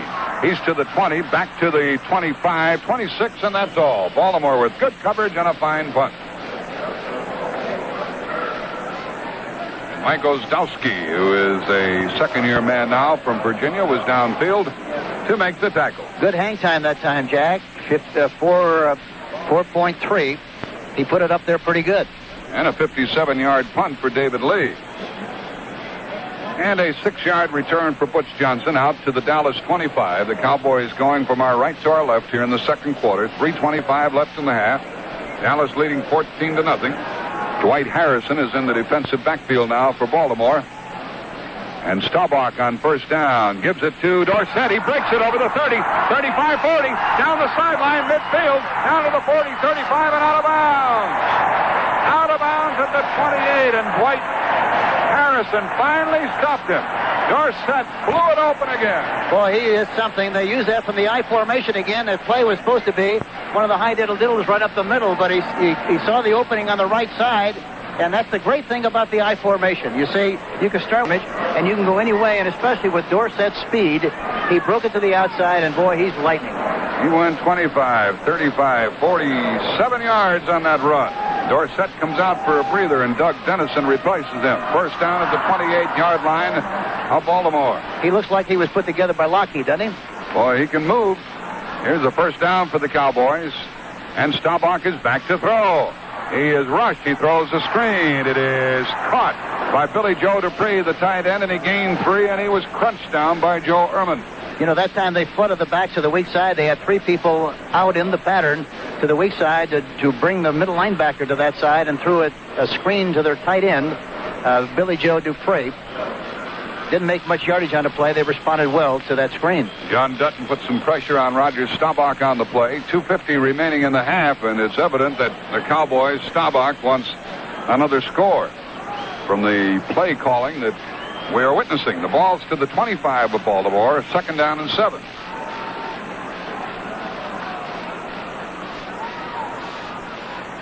Staubach is back to throw after faking the handoff to Dennison. Moves up into the pocket, and he throws it to Tony Hill, and it is complete with a diving catch inside the 20. Very close to a first down, short by about a foot. And it'll be third down and about a yard with Lyle Blackwood making the defensive play. Play action pass. They simulated the sweep action, faking the ball to Dennison. Looked like he might run to the left. They threw the ball back to Tony Hill. And a great catch. Short of the first down, however. For part of the campaign last year, there was no doubt that Staubach was struggling with a tender throwing arm, but he is throwing like a fastball pitcher now. Oh, and you know, the other thing, they've got so many plays and so much variety in their arsenal of offensive weapons that when they get this with so many things, and they really keep you off balance and keep you guessing, and boy, they're tough to stop in this kind of a situation, especially when they got you down 14-0. Now we're down to the 2-minute warning, and the officials have called another timeout, so let's take a moment for this message. They call the comet Lucifer's hammer. At first, the chances that it would hit Earth head-on were 1 in a million, then 1 in 1,000, then 1 in 100, and then it was the end of civilization as we know it, and a terrifying beginning for the men and women who survived. Lucifer's Hammer, a novel by Larry Niven and Jerry Pournelle, now in paperback from Fawcett. Lucifer's Hammer. It's hitting your bookstore now. Well, with all that's happened, I'm pretty sure that the Colts would be happy to get into the locker room at halftime trailing only 14-0, but that's not the way Dallas wants it. No, they're going to try, and this is important. I think any time that you're a championship team, a Super Bowl champion, I think you have to have the ability to really have a killer instinct, and they have to, when they hit people in trouble, they have to get points on the scoreboard, and this is exactly what they're going to do. And unless something very dramatic happens as we go along in this football game, it could really turn out to be a real rout. The great events of professional football, displays featuring the pioneers of the game to the latest of 93 men enshrined in the Hall of Fame heroes, plus an exhibit featuring each of the NFL's 28 teams, are on view every day at the Pro Football Hall of Fame in Canton, Ohio. Visitors can see and hear the story of pro football, presented movies, sound recordings, and mementos from every period of the game. Plan a visit soon to the Pro Football Hall of Fame in Canton, Ohio. Preceding a message from the National Football League. Third and less than a yard for the Cowboys. Inside the 20 of Baltimore. Staubach to Newhouse and a first down to the 15. Down to the 10 and inside the 10. First and goal, Cowboys. Doug Nettles and Lyle Blackwood tried all they could, but it was tough to bring Robert Newhouse to the turf. First and goal from the 9. They ran a play against the trend of that formation. Normally, when they're in that formation, they like to run to their left. That time, they were in a formation that indicated they might run to the left, but they gave it to Robert Newhouse in a straight-ahead shot over the right side. Andy Frederick did a great job along with Tom Rafferty, and he picked up a nice gain. Tony Hill and Drew Pearson are in as wide receivers with Newhouse and Dorsett in the I formation. Dorsett again over the middle. And he gets to the 7, broke one tackle, but was dropped soon thereafter. He picked up a couple. Bruce Laird finally got him, along with Fred Cook. It'll be second down and goal from the Baltimore 7, with 1:10 remaining in the half. And time called by the Cowboys. Staubach to the sideline to try to determine how he's going to try to negotiate the final 8 yards for the score. You know, one thing about the I formation against a team that runs a 4-3 defense like the Baltimore Colts are running, Simonini is a very active middle linebacker. He doesn't have great size, but he's very active and reads and reacts extremely well. And as a result, they're making sure they block him. They get him going one way and cut behind him. And, of course, Tony Dorsett has such fantastic reactions and quickness. And he reads that block and goes to the opposite side away from him, and he's made some big plays. Dorsett has piled up some yardage. The halftime statistic will be very interesting. A lot of people continue to pick on Simonini. He continues to hold his own in there, though. He's a tough customer, Hank Stram. Oh, he is. There's no question about that. But I think the point that I'm trying to make here, Jack, is the fact that that's why so many teams in the National Football League are using the 3-4 defense of the Oklahoma defense, because they get the extra linebacker, and they're more apt to be able to pick up that flow because of the extra linebacker on the inside. The Cowboys have been very big in winning their opening games, and last year they started off with a string of 11 victories in a row. Well, Baltimore did the same. They won 7 in a row, got off to a flying start. It's second and goal from, well, they have it marked at the 7-yard line for the Cowboys. They're in a very tight formation with Newhouse and Staubach. And Dorsett. Staubach's back to throw into the end zone. Touchdown! That was easy. Billy Joe Dupree caught that rifle shot for 7 yards and a touchdown to make it 20-0. And they had Simonini trying to cover him on that play, Jack. I don't know what happened, what the coverage was, but the guy he licked was Simonini. It looked like he was a little concerned as to whether that was supposed to be his coverage. But anyway, it was a mismatch, a touchdown. And now they're lining up to kick the extra point. If Septien makes it, it'll be a 21-0 game going in before the half. We have 1:06 remaining in the half. Simonini was trying to cover him, and Billy Joe Dupree got field position on him, and Staubach didn't miss him. The extra point attempt is good. That makes it 21-0 with 1:06 remaining in the half. Well, we had a scoreless first quarter, but it's blown wide open now, and who knows what the second half is going to be like. Yeah, if they keep up like this, and Baltimore has to be a little discouraged because they played well enough defensively, and I'm sure that they're disappointed that they had opportunities early in the game to get some points on the board, but it looks like it's going to be a long, long evening for the Baltimore Colts.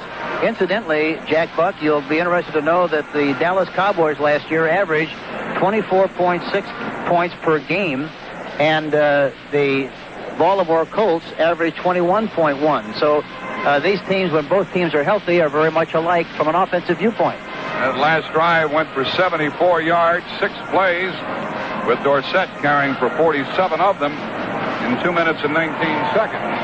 Marshall Johnson, Joe Washington, and Don McCauley are back, waiting for this kickoff from Septien of the Cowboys. And the Cowboys burned earlier on a kickoff return and will be bearing down on this one. There's the kick high in the air, and it's taken by Johnson on the 8-yard line. He's to the 15, to the 20, trying to go down the left sideline, hurdles the man, gets out to the 30, and he is finally driven back after his forward progress was to the Baltimore 29, and Larry Bethea was the tackler. We have a special sports weekend for you, September 30th and October 1st. It's Win Elliott's Wonderful World of Baseball. 17 special broadcasts the weekend prior to the American and National League playoffs. Saturday and Sunday, September 30th and October 1st. Listen here for the Wonderful World of Baseball on most of these CBS stations. Interesting, the ball carrier that time hurdled. This is a new rule this year that you can do that and not be penalized. Mike Kirkland at the quarterback spot, trying to make good use of the final minute of this first half, is back to throw. Screens it out here, incomplete to Marshall Johnson. Ball was overthrown to Marshall Johnson, and Kirkland is not having a good night at all putting the ball in the air. And what it does more than anything, at least to me, Hank Stram, is make you appreciate the ability of a Burt Jones and of a Roger Staubach and the others who can get the ball to the receivers. Not only the athletic ability and the artistic skill, but in conjunction with that, the great leader qualities that he has. You know, the other thing that's interesting tonight is the fact that the Dallas Cowboys are really doing a good job of guessing on first down. They're moving linebackers to help double cover on the outside, and that, too, is disrupting the quarterback and his opportunity to get the ball to the receiver, because you're a little concerned that time with D.D. Lewis out in the flat, number 50. On second down and 10, here's a pass caught beautifully by Marshall Johnson for a first down in midfield. Marshall Johnson hauled one in with 47 seconds left in the half. A finely thrown pass by Kirkland. Timeout called by Baltimore, stopping the clock with 44 seconds remaining before the intermission, and Kirkland to the sideline to talk it over with Ted Marchibroda. He threw that nicely. You know, anytime that you throw inside, it's very important, number one, that you have good range and good size. And Kirkland is 6'1". He's not overly tall, but he's 6'1" and weighs about 205 pounds. But he whistled that ball in good shape right into the seam. Threw it inside. It was a big play and a nice reception and a first down. And that despite the extra defensive backs, Hughes and Washington, who were both in there. Each club has 2 timeouts remaining here in the first half, and the Colts now have a first down at midfield. But the score is the Cowboys 21 and Baltimore nothing. Tony Dorsett got in for a touchdown after Doug Dennison scored the first one, and Billy Joe Dupree had the honor of scoring the third Dallas touchdown of the season. The Baltimore Colts will be back at home next Sunday, and they take on Miami. And even then, Hank, it doesn't appear that Burt Jones is going to be ready. No, I don't think so. I think it's probably reasonable to assume that he will miss anywhere from 3 to 4 games, and he'll be lucky to get back in time, maybe for the 5th one. I don't know. Randy White, who then brings him down with one hand, but a gain of 4 yards on the play. Still in bounds, the clock running, 30 seconds remaining in the half. Timeout now. Baltimore, 29 seconds remaining in the half, and the Colts have 1 timeout left. They're good up front, Hank, when you see the Cowboys able to put people like Larry Cole and their number 1 draft pick, Larry Bethea, in there along with Dave Stalls. They're not only good, but they have depth. Larry Bethea, incidentally, was the most valuable player of the Big Ten last year, the first defensive player to win that honor since Dick Butkus did it in 1960, which is an indication of the kind of a player he is. And the Cowboys can't afford the luxury of moving those rookies along very slowly. Bethea, for example, is working behind Harvey Martin. And Martin doesn't figure to give up that job right away. No, that's going to be a tough task. You know, incidentally, on that last play, Marshall Johnson really was wide open. Kirkland never even looked over in that direction, but he had a big margin of a cushion, and he could have taken advantage of it that last time, but he didn't see him at all. And let's see this time if he comes back and maybe tries to get the ball to him. He ran for 3 down to the 46-yard line of the Cowboys. And it is second down and 7 as a result. Dowdy goes to the left. Carr is to the right. And Marshall Johnson is also a wide receiver. Here the pressure is on, and running out of the pocket is Kirkland, but tackled for a loss back at midfield by Randy White, who got him for the second time in a row. And Thomas Henderson is slow getting up, the linebacker for the Cowboys. But he appears to be all right. It's going to be third down and 10 with 24 seconds remaining here in the half. The clock is stopped because of the sack of the quarterback. Now it's running now with 20 seconds left in the half. Roger Carr was open that last time, but he couldn't get the ball to him. He had a good inside move on Aaron Kyle, number 25, but he just couldn't get the ball up in the air. Dowdy and Carr are very capable of getting out into the open. Here is Kirkland in trouble, and wrestled down by Harvey Martin, and the people love it here. Another loss on the play. Back to the 40-yard line, and he appears to be hurt. Kirkland is slow, pulling himself together. 2 seconds remaining in the half. Kirkland is up now. He's a tough kid. He took a wallop from Harvey Martin. 2 seconds remaining in the half. And after the quarterback sack, they stop the clock. They'll probably start it. The half will run out, in all probability, without an additional play. Kirkland went to the sideline, came back in. The Colts have 1 timeout left. I don't think they're anxious to try anything. They're trailing 21-0. The clock will run out right here. And there's the gun ending the first half. While the Cowboy fans have to be happy. After a scoreless first quarter. Here we go with the stats of the first half. Dallas, of course, winning 21-0 at halftime. Once again, the score at halftime from Dallas, Texas. Dallas Cowboys 21, Baltimore Colts nothing. It'll be interesting to see what happens in this second half. This young Baltimore Colts team, I'm sure, is very depressed about the fact that they're down 21-0. The defensive unit especially, they have not played that badly. But, it's very disappointing and very discouraging when you're a good defensive team and you know that you're playing consistently well, but you know that the offense, because of the problems that exist with the Baltimore Colts, will not have much of an opportunity to move the ball and score points. That doesn't necessarily mean that they won't be able to do that in the second half. Anything can happen. There's a possibility that there would be some big plays in the second half. The young quarterback, Mike Kirkland, hasn't had much of an opportunity to do much because of the severe rush from the Dallas Cowboys. And one of the things that's most difficult to do when you play against Dallas, and especially when they know you're going to pump the ball up and throw it, boy, it's hard to get pass protection. They put so much pressure on you and make it tough. It'll be interesting to see how they try to attack this situation and solve the problem, but I think they're going to have to do some running early in the game, in the second half, and then do more throwing, especially on first down.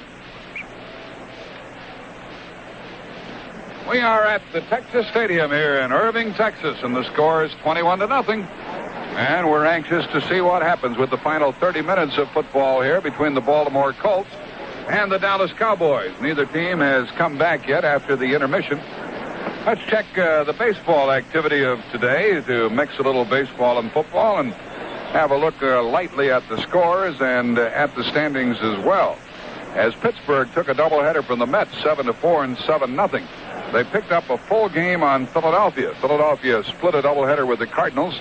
The Phils lost 3-2, and then they won 10-2, and so the Pirates are now only 1 game out of first place in the National League East, and the Cubs were dumped twice today, 5-3 and 6-5, and so they're now 4.5 behind. And in the Western Division, the night action causes us to see the standings still. The Dodgers 1 ahead of the Giants, and Cincinnati 6.5 behind Los Angeles. In the American League, the Yankees split a doubleheader, winning 9-1 over Detroit, and then losing by the score of 5-4. But that's a pickup of a half game for the Yankees, as Baltimore knocked off Boston by the score of 5-3, and the Yankees are only 5 games out. Milwaukee split a doubleheader, and so they pick up a half a game, and the Brewers are 7 games off the pace. And we do not have scores of other games that would change the standings in the West, where Kansas City was a game ahead of California. Well, Hank Stram, you've been in a spot that Ted Marchibroda has been in frequently, fortunately not too many times. What in the world do you think they're going to do to try to change it around? Well, the one thing, they can't panic, and they can't lose sight of the fact that they still have a chance, even though it looks like it's going to be extremely tough. They just can't give up in the second half. They have to go out in the second half, do everything they possibly can. That's what the team has to realize. They have to come up somehow, some way with some big plays. They have to recapture the poise and confidence that they might have had going into the ball game about what they could do. But it's going to be difficult. One thing is going to be very tough to do, which I mentioned, been big winners. As I mentioned earlier, they the last 3 years they've been 10-4, 11-3, 10-4. They haven't done that by accident. They're not going to panic. They're going to do what they think they can do best, and they're going to have to run the ball some early and try to get in a situation where they can do a better job of throwing play-action passes, sometimes in early downs. 2nd down and 9 for the Colts from their own 27. Kirkland is back to throw. Out of the pocket he throws, and Roosevelt Leaks has it batted away by the linebacker, Thomas Henderson. Henderson used his superior size to get over the top. Boy, he's a great athlete. He responds so well. Terrific agility, and he made a great play on that pass pattern. Leaks had him beaten, and Kirkland threw quite a pass. Randy Hughes and Mark Washington check in defensively for the Cowboys, and Larry Cole goes in to try to apply the rush. As the Cowboys show a 4-man front and take out one of the linebackers, 2 of the linebackers. 3rd down and 9 for Kirkland. Kirkland rolls left, stays out of trouble, throws it over the middle. It is caught, and it's a first down for the Baltimore Colts as Ron Lee hauled it in, coming out of the backfield, and moved across his 40-yard line to the 41. It was a semi-roll, and he threw the ball right on the numbers to Lee, who made the catch and made the first down, a big 3rd down play. That's the way you had Lenny Dawson rolling out of the pocket and throwing. Well, it's so important. I think if you throw from the same spot consistently, there's no way in the world that you're going to be able to get the ball off, especially against a team like the Dallas Cowboys. If you move the pocket, well, you've got a chance. Dowdy right, Carr is to the left, and here is a give to Roosevelt Leaks. He cut it back up the inside after starting to his right and gained 2 or 3.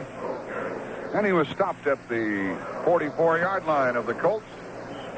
A 3-yard gain, 2nd down and 7. 21-0, the Cowboys are leading. We're early on in the 3rd quarter here at Texas Stadium in Irving, Texas. And next Monday night, we'll be in Minneapolis, where the Denver Broncos will be playing. It's a 2nd down play for Mike Kirkland. And here, flags all over the place on a busted play. Down goes Kirkland as everybody pulled, in the center evidently missed the snap count. Yes. It doesn't happen very often. No, it doesn't, but nothing makes a team look worse than having that kind of a play happen. I think possibly it might have been a change at the line of scrimmage. The Dallas team is guessing with their linebackers and trying to take away patterns on passing situations, and as a result, I think sometimes it's confused Kirkland, and that I think possibly that might have happened on that last play. Here's an offside, and it is declined as Kirkland went down at his 39-yard line. That is now the new line of scrimmage, and it is 3rd down and 11. The Cowboys put in Washington and Hughes to help with the pass defense. Dave Stahls up front to apply the pressure, and it looks like they're going to blitz. At least they show it. And they're coming. And Kirkland fires it out here to Ron Lee. No screen is there, and he is really racked up at his 38-yard line. And there will be a loss on the play that time. Yeah, Cliff Harris came up and read it well. Was in on the tackle. But you got to throw the ball upfield. It's difficult to play catch-up football when you throw the ball sideways. You got to get it upfield some way. When Randy Hughes comes in, he frequently will blitz, as he was doing that time, and he chased Kirkland away out of the pocket. 4th down now, and Dave Lee is into punt. And Butch Johnson stands at his own 20, waiting to give Dallas the ball for the first time in the 2nd half. So the Colts kept it for only 2.5 minutes. This line drive punt is taken on the 28-yard line to the 30, 35, 40-yard line for Butch Johnson. And down at the 42-yard line, the Cowboys are in a great spot to run. Aaron Kyle made a good block as Johnson took it back to his own 42. 12:28 remaining in the 3rd quarter. And with the score, the Dallas Cowboys 21, Baltimore nothing. Let's take time out. Over the years, you've learned that sometimes procrastination pays. So you shop for snow shovels in July, lawnmowers in December, and your Buick Regal now. Because you know that this is the time of year when Buick dealers may be even more open than usual to conversations involving deals. An elegant, luxurious Regal? Yes, you can. Right now at your Buick dealers. Yes, you can. Yes, you can.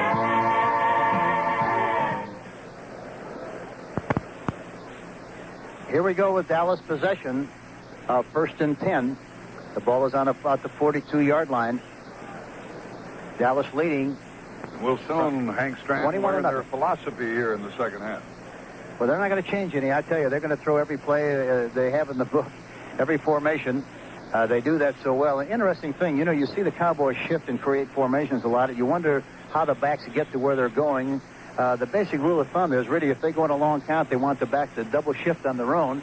They don't care where they line up prematurely. They just want to make sure that they're in the right spot when the ball is snapped. And this is how they get there. They do it on their own. The ball's at the 42-yard line at Newhouse, and Dorsett in the backfield with Roger Staubach. And he hands off to Newhouse, the inside handoff. He moves out to the 45 and across near the 47-yard line, and a pickup about 5 yards. Simonini got him. Interesting thing, they started the game with a counter play just like the one that we just saw with Bobby Newhouse, and they started the second half with exactly the same play. They want to make sure that they control the middle linebacker and also the quick flow of the defensive line of the Baltimore Colts. Drew Pearson comes to the left, and Tony Hill is the wide receiver on the right side. 2nd down and 5 from the 48-yard line for the Cowboys, and Staubach gives it to Newhouse again. He's across midfield and trying to get the first down, and he does manage to do it. Fred Cook and Lyle Blackwood couldn't take him down. Newhouse kept struggling, and he got a first down for the Cowboys. It didn't take him long to move the necessary 10 yards. The Cowboys are playing Fitzgerald at center, Rafferty and Scott at the guards, Donovan and Frederick at the tackle spots. Billy Joe Dupree, the tight end, Tony Hill and Drew Pearson, the wide receivers. Dorsett and Newhouse in the backfield with Staubach. Pearson right and Hill left. First down at the 47 of Baltimore. And the first down give to Dorsett. Dorsett inside the 45, the 40, inside the 35, and tackled at the 31-yard line by the middle linebacker, Simonini. Dorsett is full speed tonight. Pat Donovan, Herb Scott did a good job of blocking at the point of attack on the strong side there.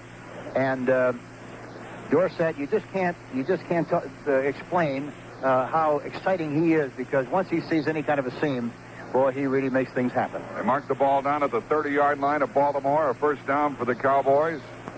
Looks like they can do most anything they want to do right now. Yeah, and they like to play action in this situation, in this part of the field on first down. I don't know whether to do it now, but they like to do it. There you see Tony Hill going to the other side of the ball. Hill is a flanker to the right, and here's a give to Newhouse. He went deep, trying to get outside. A flag is thrown, and he is down for a loss of a yard on the play. A clip by Drew Pearson. Very quickly was Blackwood, along with Dwight Harrison. Yeah, Drew Pearson that time on a crackback block was clipping on the play. It was a very obvious penalty. The timing of the play was bad, and of course now it's a penalty. Turnovers hurt the Cowboys in the first half. Nonetheless, they got the 3 TDs to put them on top. Not many penalties in this game, but this one will hurt Dallas. You know, with all the rule changes, I think the officials so far, and what I've seen, have really done a great job. There hasn't been too many calls. Let's listen to Jim Tunney. Personal foul, clipping, number 88, offense. Stram followed right. It was Drew Pearson with a crackback block, and the clipping call moves the ball to the 48-yard line of Baltimore and makes it long yardage for Dallas. First down and 26. Interesting, Jack Buck. First penalty for the Dallas Cowboys. First down and long yardage. Dorsett and Newhouse in the backfield. And on first down, Staubach back to throw. Wants to get it back in a hurry. He throws it up the middle. It's caught by Pearson coming back on a comeback pattern, and he picked up quite a few yards, moving it down to the 37-yard line of the Colts. Nettles tackled him along with Bruce Laird. They don't like to throw the ball around Lyle Blackwood. He led the league in interceptions last year. Yeah, you know, he had 10 of them. He had 10 interceptions last year, and you know the remarkable thing about it was that Stan White, who is not playing now because of an injury, he had 7 interceptions last year as a linebacker. They both like the ball. It's second down and 15 now. Simonini is out, and Lloyd Mumford goes in as an extra back for the Colts. And they'll try to put the pressure on Staubach if indeed he is running. On second down, it's a running play to Dorsett. He moves inside the 35. It's taken down by Joe Ehrman. And it'll be third down and 12 coming up.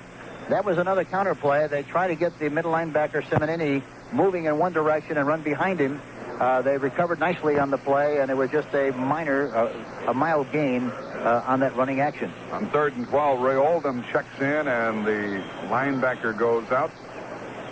Sanders Shiver comes out for Baltimore, and Preston Pearson is in the backfield now for the Cowboys. They'll go into the spread formation. They usually will go into the spread formation on 3rd and 4 or more.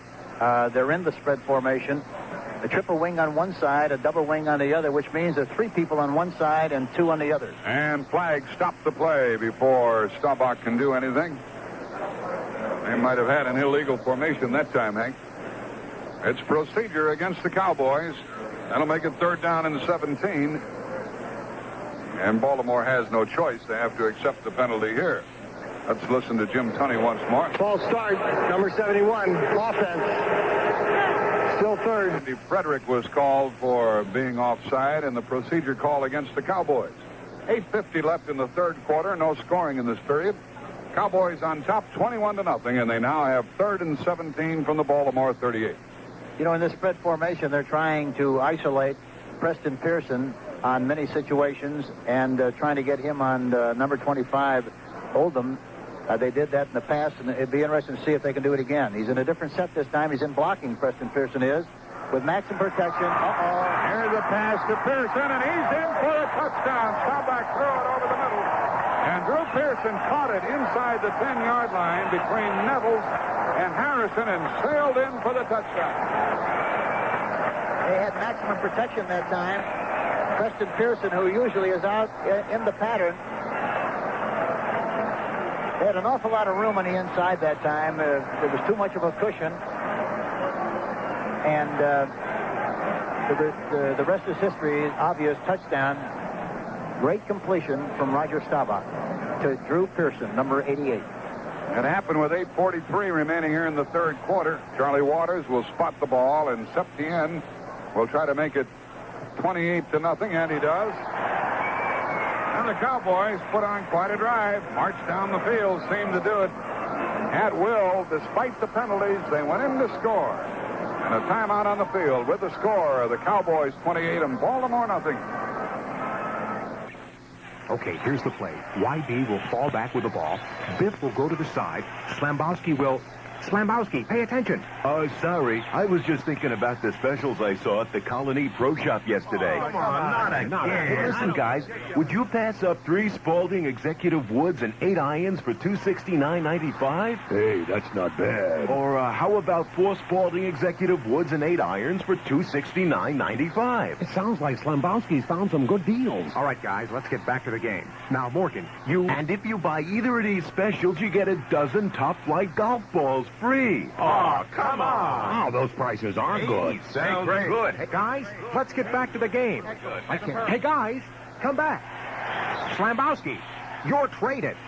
The Colony Pro Shop. Their prices may not be worth stopping the game for, but they sure are worth stopping in to see. Stop in and see for yourself on the outside of Northway Mall and the Albany Municipal Golf Course. Raphael Septien will kick it off, and let's pause 5 seconds for stations to identify themselves on the CBS Radio Network. WROW Albany. 3 deep men for the Colts. They're Don McCauley, Marshall Johnson, and Joe Washington. 8:43 remaining in the 3rd quarter, and it's the Cowboys now by 4 touchdowns. This kick is high, down to the 3-yard line. It is taken by Marshall Johnson. He's quickly to the 20, goes outside to the 25. A flag is down, and Marshall Johnson goes down at his own 30 with Mike Hegman making another downfield tackle. And we'll chuck the penalty. It usually has to do with clipping on those kick returns, and the Colts are going way back as though they expected to be marched off against them.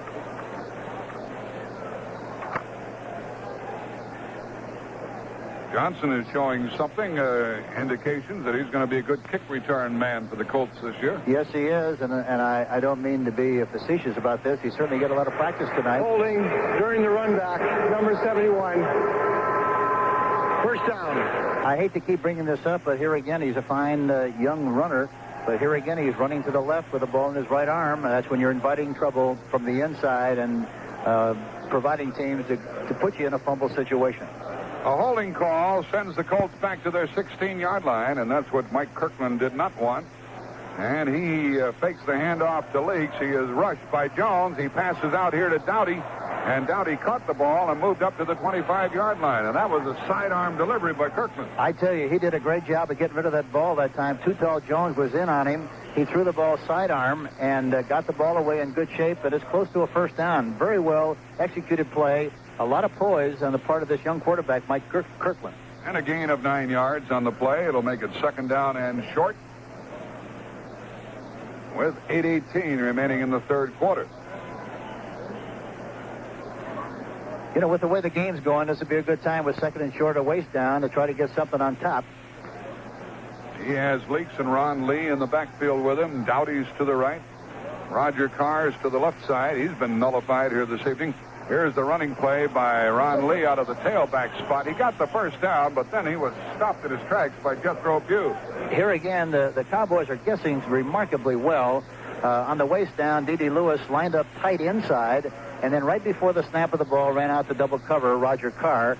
And, of course, that's always disconcerting, especially to a quarterback, because even though you want to throw the ball, sometimes you're concerned when that happens whether you're going to get double or whether you're going to get single coverage, and it's difficult to make that decision sometimes. The Colts are out to their own 27 with a first down. They go strong to the left with the two wide receivers. Mac Alston, the tight end, is on the right side. On first down, it's a rollout for Kirkland, and he throws, and it is caught by Roger Carr for the first time this evening, and he is dropped immediately, but at his own 42. Aaron Kyle got him, and it is a first down for the Colts, and a pretty well-thrown ball by Mike Kirkland. Yes, he did. He threw it right at the numbers where you have to throw it. It was a semi-roll again. He moved to his left.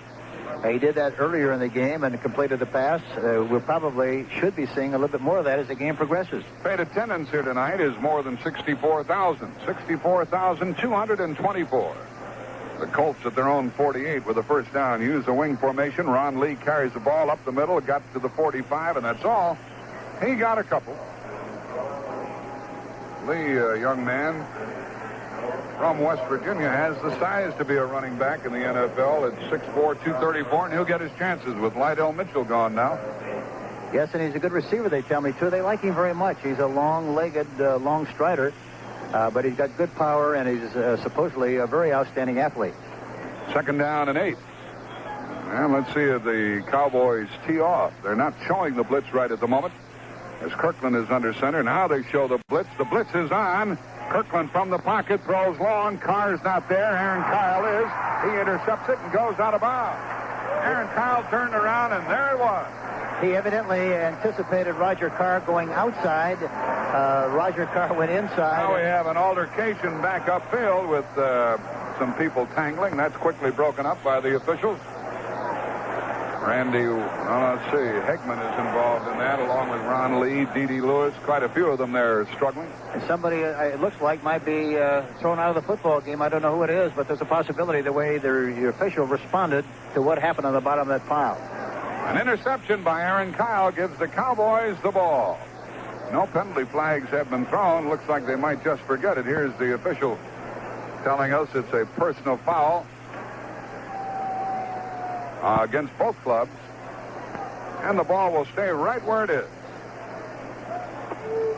We have 6:02 remaining in the third quarter.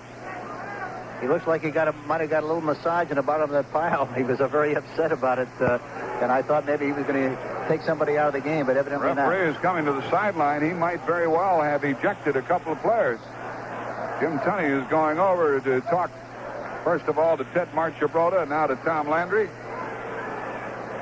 And we'll have to wait and see if indeed there was a disqualification. I was watching the interception by Kyle, and I didn't see the mixing it up back upfield where Hegman or Kirkland had been standing and throwing the ball. So the Cowboys move now from their own 29-yard line with Staubach still in there.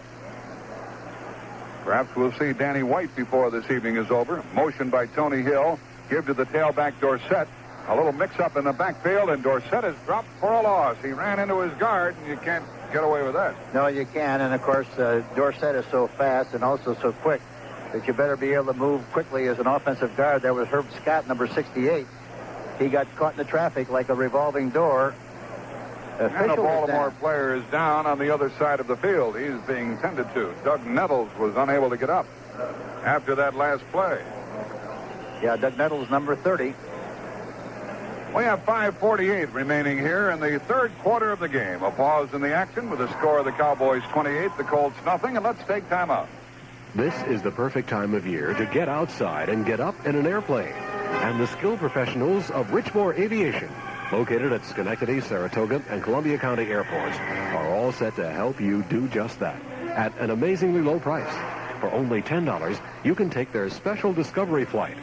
That's all it costs for valuable briefings before and after the flight and time at the controls while you actually fly the airplane at the Richmore Aviation location most convenient to you.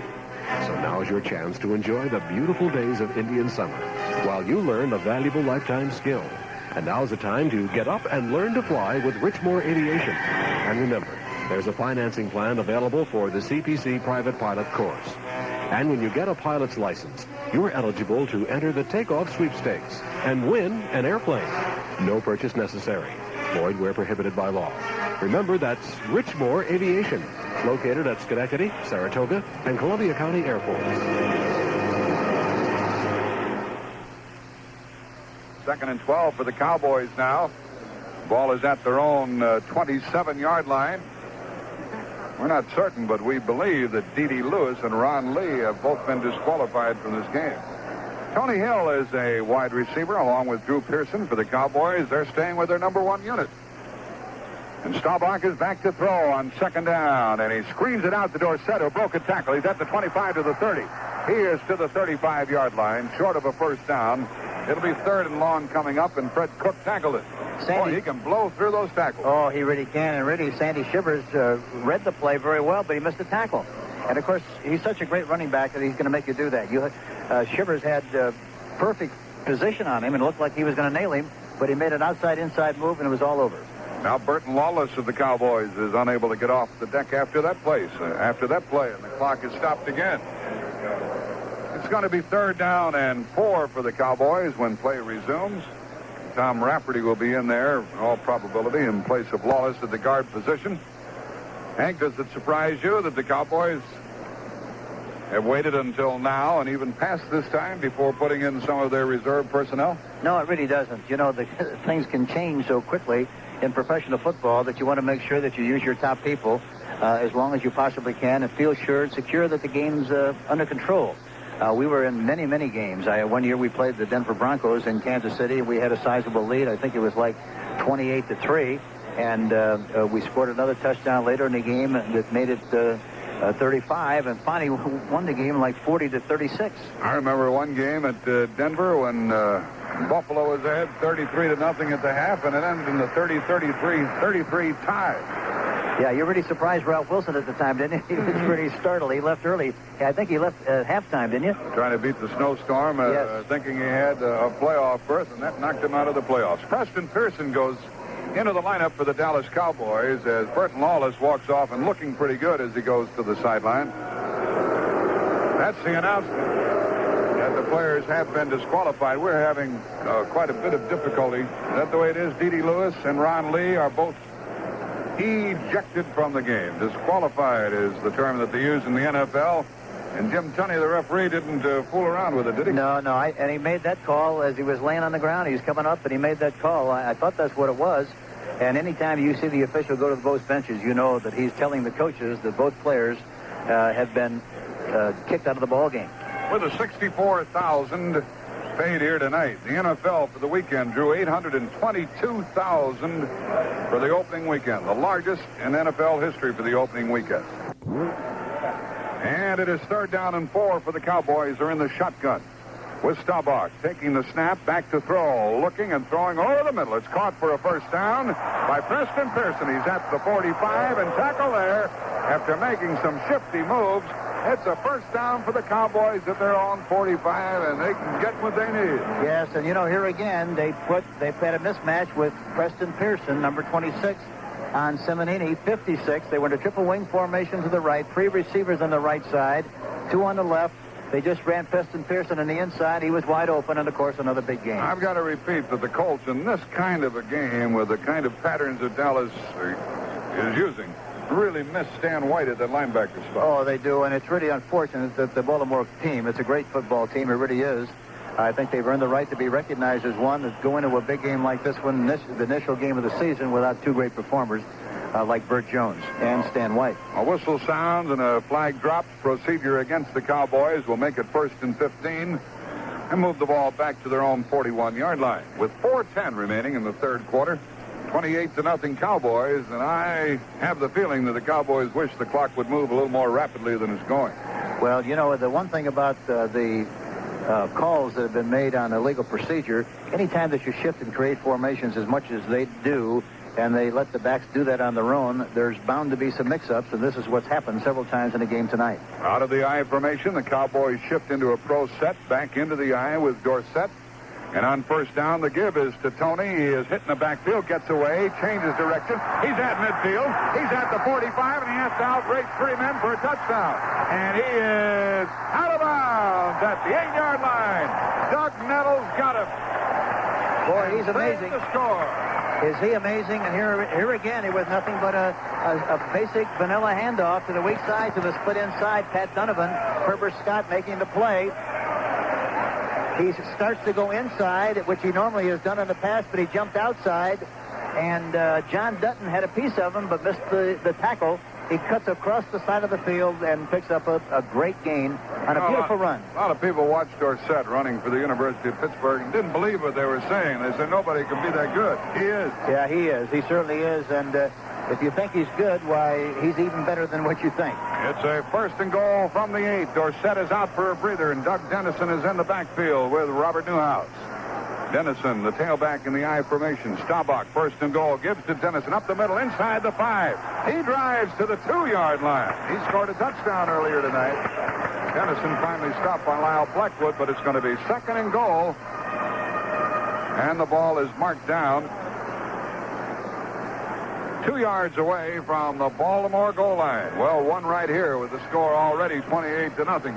It's got to be bad news for the visitors. Oh, it really is. And that was another play where they're just trying to run up the middle, trying to get Simonini going one way or the other and taking advantage of his mobility side to side. Incidentally, Tony Dorsett has carried 16 times for 145 yards, 9-1. Here's Dennison driving into the middle, and he can't get there. This Baltimore defensive line is not to be pushed around, but it'll be 3rd and goal with Cook, Barnes, Ehrman, and Dutton digging in to stop that thrust by Dennison. Staubach, by the way, who might be throwing here despite the short yardage on 3rd down, is 15 out of 21, 2 TDs, 280 yards. Had a couple of passes intercepted, but the Cowboys were able to overcome that. The nice thing about the Cowboys is, you know, in this situation, they're very unpredictable. It's hard to tell what they're liable to do. They ought to come out here with some kind of a run fake and play action. The rookie Aloys Blackwell is in the backfield now for the Dallas Cowboys. Newhouse and Dennison with him. 3rd and goal from a yard away. And there it is. Staubach throwing. Touchdown. It was caught by the tight end, Jay Saldi. You know, and the thing about they were in a strong run formation, double tight, with a unbalanced full house backfield, but they ran the play action pass, simulated the run, and of course it was beautifully thrown to the tight end, touchdown. Well conceived play by the Dallas Cowboys. Roger Staubach to their fine 2nd string tight end, Jay Saldi, number 87. 3rd touchdown pass of the night for Staubach. His first week statistics are going to be good. Here is Waters holding and Septien kicking the ball, and that's good. And that makes it 35-0 with 2:49 remaining here in the 3rd quarter. You know, Septien's getting the ball through there, Jack, but he's looking a lot quicker than he should, and he's going to have some trouble during the course of the season if he's not careful. You know, when you mentioned after he missed the 19-yard field goal attempt earlier that he was lazy on the kick, that was the last time tonight that he failed to really thump it. Yeah, you have to attack the football. I don't care where you kick it from, you have to attack. And that's the great thing about the great kicker we had in Kansas City, Jan Stenerud. Ray Nitschke, Weeview Bank, Lance Allworth, Larry Wilson, Tuffy Lehmans, the class of 78 joined the 93 other enshrinees in numerous displays depicting the history of pro football at the Pro Football Hall of Fame in Canton, Ohio. From 9 to 5 daily, you can view the evolution of professional football from its first player in 1892 to the current league of 28 teams. The Pro Football Hall of Fame, located just off Interstate 77 in Canton, Ohio. Plan a visit soon. The preceding was a message from the National Football League. That drive, 71 yards in 7 plays, took 3 minutes and 13 seconds. Deep men for the Colts. They've been back there frequently tonight. Marshall Johnson, Joe Washington, and Don McCauley. The kick is high and taken by Johnson inside the 10. He's quickly to the 20, to the 25, to the 30-yard line, and tackled there. And it was Dave Stalls who made that stop with 2:40 left in the third quarter. Looks bad for the Colts, Hank. You can't see anything, any indicators on the field that's going to change any of the momentum of this game. No, there's no way in the world. You hate to say that about a team at this stage of the game, but with the lack of offensive weapons that they have at this time and throughout the game, why it's going to be very tough for them to do anything if they get back into this football game with a score 35-0 in favor of the Dallas Cowboys. Mike Kirkland tries to rally his troops from his own 31-yard line. Has Dowdy in motion and gives it to Roosevelt Leaks. Leaks goes over the right side, cuts it back, and gets 5. Ron Lee is indeed disqualified from this game. Leaks is in the backfield. Harvey Martin came all the way across the field to make that tackle from his defensive end position on the right side. And Danny White loosens on the sideline and probably will enter the game the next time the Cowboys get the ball. Yeah, I'm sure he'll take over the next possession. Interesting statistic. Roger Staubach has completed 11 consecutive passes, ties his own club record. Very impressive evening by Roger Staubach. And it would appear that he is through the way Danny White is loosening. Here is 2nd and 5 for the Colts from their own 36 with 2 minutes remaining in the third quarter. 35-0 Dallas. The give to Don McCauley. McCauley moves across the 40 for a first down. And to the 45 and 46-yard line. Don McCauley. Cliff Harris up from the safety spot to make the hit. This is the kind of a game that you like very much as a coach and a coaching staff because it provides you with an opportunity to play a lot of young people late in the fourth quarter and during the fourth quarter, and I'm sure this is what's going to happen. If things don't change dramatically for the Baltimore Colts, we'll see a lot of substitutions in the fourth quarter. In addition to tying his own record of 11 straight completions, Staubach's 4 out of his last 9 have been for touchdowns. Here's a first down for the Colts from their own 46. A first down pass. The blitz is picked up. The pass is caught and then dropped, and it's incomplete. That's the ruling. Roger Carr had it, and he was hit and coughed it up as Aaron Kyle nailed him. Incomplete is the call. You know, Jack, that was the first play-action pass that Mike Kirkland has thrown so far in the ball game. It was well executed. He jumped up into the pocket well. It was completed and then dropped, and they ruled it incomplete to Roger Carr, number 81. They did a good job of picking up the blitz, Hank Stram. Yes, they did, especially from play action. Now the ball at the 46, and it's 2nd down and 10. 64,000 plus at Texas Stadium, where the New York Giants will be playing next Sunday.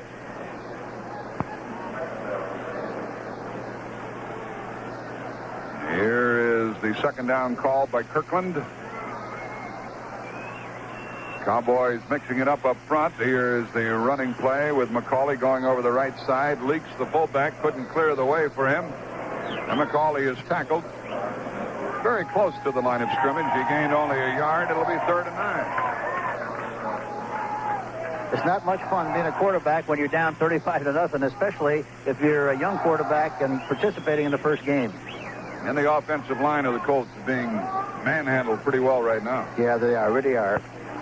And here again, it goes right back to what we talked about. When you got 35 points ahead of a team, they know you have to sort of get back in the ball game, and it's tough. Kirkland's pass is dropped by Don McCauley coming out of the backfield. He was well covered by Thomas Henderson, and he dropped the ball, and David Lee is in to kick again. You don't see that happen. Don McCauley is an excellent receiver. Last year caught 51 passes for 977 yards. A lot of yardage. David Lee will stand inside his 35-yard line and kick the ball to Butch Johnson once again. Less than a minute remaining in the third quarter, 35 seconds. The snap is good. No pressure. Lee kicks it away. A line drive. Johnson comes up and takes it on the 18 to the 20 to the 25 to the 30-yard line and gets to the 32 or 3 and is driven back by Darrell Luce, the linebacker. Boy, that ball looked like it was on a trolley line. It got down there very fast, didn't it? David wanted that ball a little higher than he got at that time. And let's check the Dallas offensive unit. And is Staubach coming back in there? No, he is not. Anyway, third-year veteran from Arizona State is into the game. Scott Laidlaw appears for the first time. Doug Dennison is the other running back. 24 seconds remaining in the third quarter, and Danny White gets some playing time. Golden Richards is in the lineup, and he is split left. On first down, Danny White has the ball, gives it to Dennison, goes outside, cuts it back up, moves across the 35 to the 40-yard line. Big yardage for the Cowboys on that one. Simonini and Bruce Laird were the tacklers, and that probably will be the final play of the third quarter. Cowboys have plenty of reserves, all of whom have seen quite a bit of action. 3, 2, 1. There's the gun. And that's the end of the third quarter with the score now. The Cowboys 35 and the Colts nothing. Here's Barsman and McCormick for Quantel Business Computers. Well, today we're talking with another businessman. Sir, will you tell us about your company? Yes, I'm in farm animal clothing. Oh, you sell farm animal clothing. That's right. Little hats for chickens, bull boots, pig masks. Well, that's extraordinary. Tell me, how do you keep track of these items? That's a very good question. I used to have a great deal of trouble keeping track of pig mask sales figures in my moose antler inventory. Well, you might say you were on the horns of a dilemma. Hey, well said. Anyway, then I installed a Quantel business computer and brought everything under control. A Quantel business computer sounds expensive. Absolutely not. I leased my Quantel computer for a paltry $345 a month. Excuse me, but don't you mean a paltry $345 a month? No, I mean poultry. Because as far as I'm concerned, $345 a month for a Quantel computer is chicken feed. For Quantel information, call toll-free 800-227-1894. In California, call 415-783-3410. Collect. Hank Stram and Jack Buck with you for CBS from the Texas Stadium. 15 minutes of football remaining. The Cowboys on top comfortably, 35-0. Next Monday night, the Denver Broncos will play at Minnesota, and we'll have the pleasure of sending the game your way. Now we're going to see the same Baltimore club on Monday night, the 18th of September, as they play at New England. You know, you strive for balance offensively any time that you play. Dallas has really had a remarkable balanced offense. They have 209 yards rushing, 281 passing so far for a total of 490. The Baltimore Colts have 78 yards rushing, 36 yards passing for 114 yards. Ball at the moment belongs to the Cowboys. 2nd down and 2 from their own 42. Danny White in their quarterback. Scott Laidlaw is in the backfield with him, along with Doug Dennison. Golden Richards is a wide receiver, and on 2nd down, Richards splits to the left into the I formation with Dennison the tailback.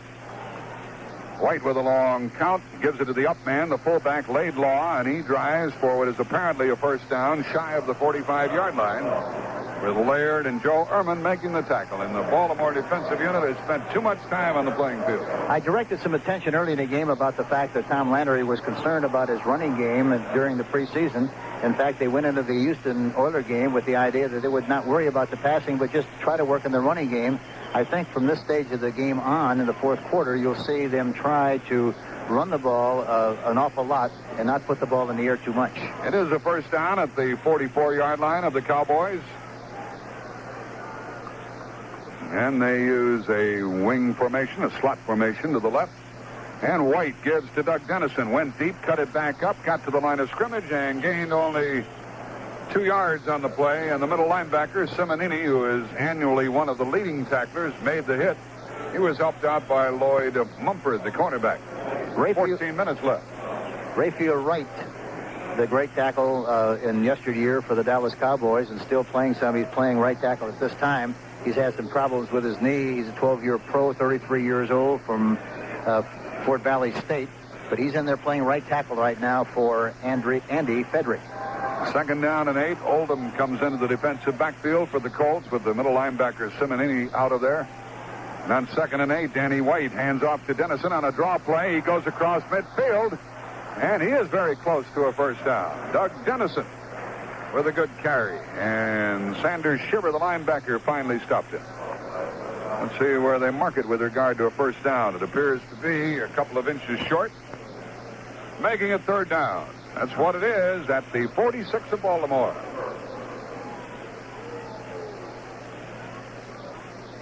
13:23 left in the game. 35-0. The Cowboys are on top.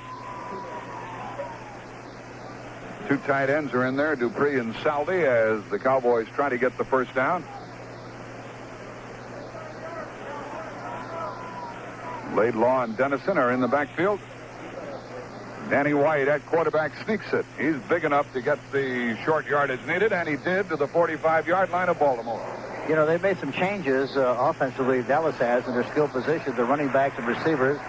Jay Salvi is playing tight end, but the linemen are basically the same. Pat Donovan is playing left tackle. Herbie Scott is playing left guard. Fitzgerald, number 62, still the center.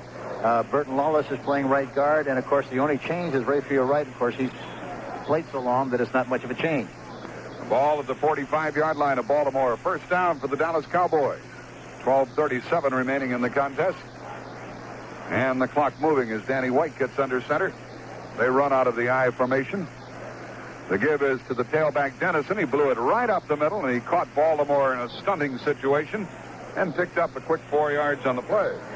It's very obvious that they're going to continue to try to run the ball, and many times in this situation, you tell your team with this kind of a lead, you really want to work on your running game and don't pump the ball up at all. Just stuff it full of sand and run it.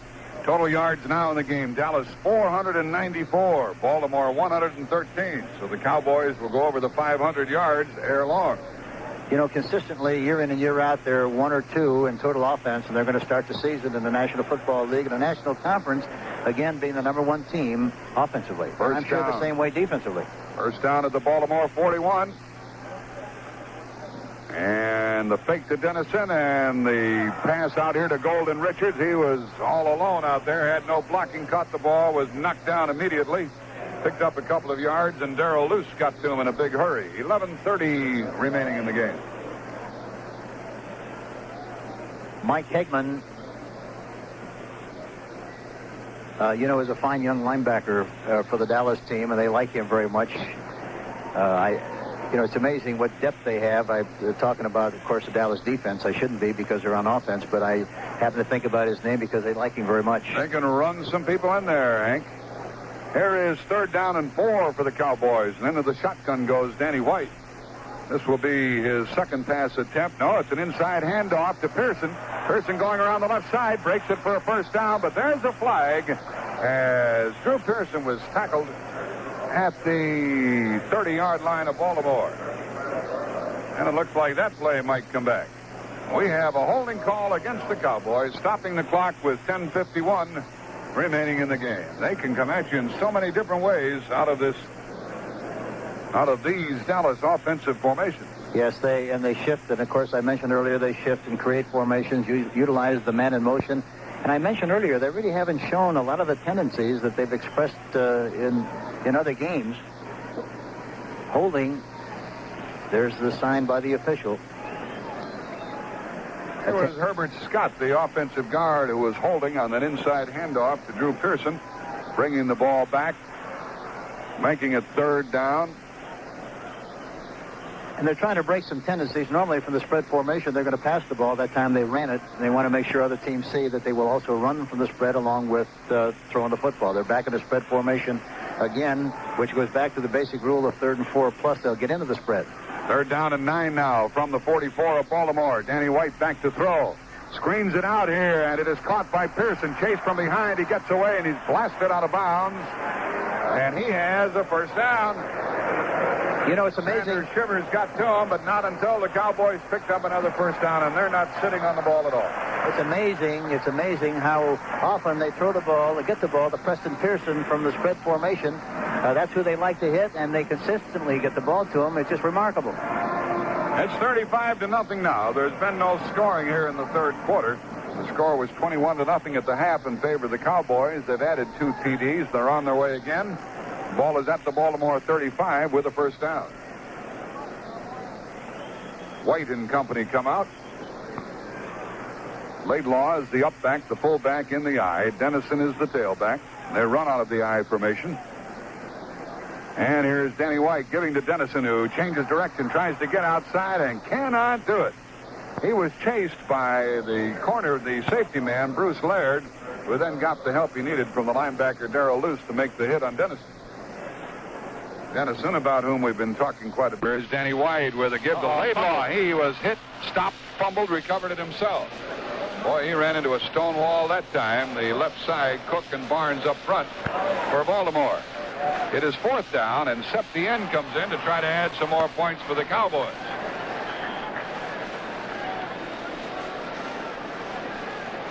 There have been 5 touchdowns by the Cowboys. No field goals with a missed attempt earlier. Charlie Waters will spot the ball on the 35, so Septien will have to boot it 45 yards. One thing that's very important with a soccer-style kicker is the placement of the left foot. The heel must be even with the ball. Here's a kick. He's got a crack at it. It is no good. It's off to the left, and the ball will come back out to the line of scrimmage. A miss by Septien, and you wonder how much they're going to miss Efren Herrera this year in the Dallas Cowboys schedule. We have 8:29 remaining in the game with the score Dallas 35, the Colts nothing. Let's take time. There are the good banks, there are the better banks, and then there is TSB, the super bank, Troy Savings, an organization dedicated to being the best financial institution in the business. Not the biggest, the best.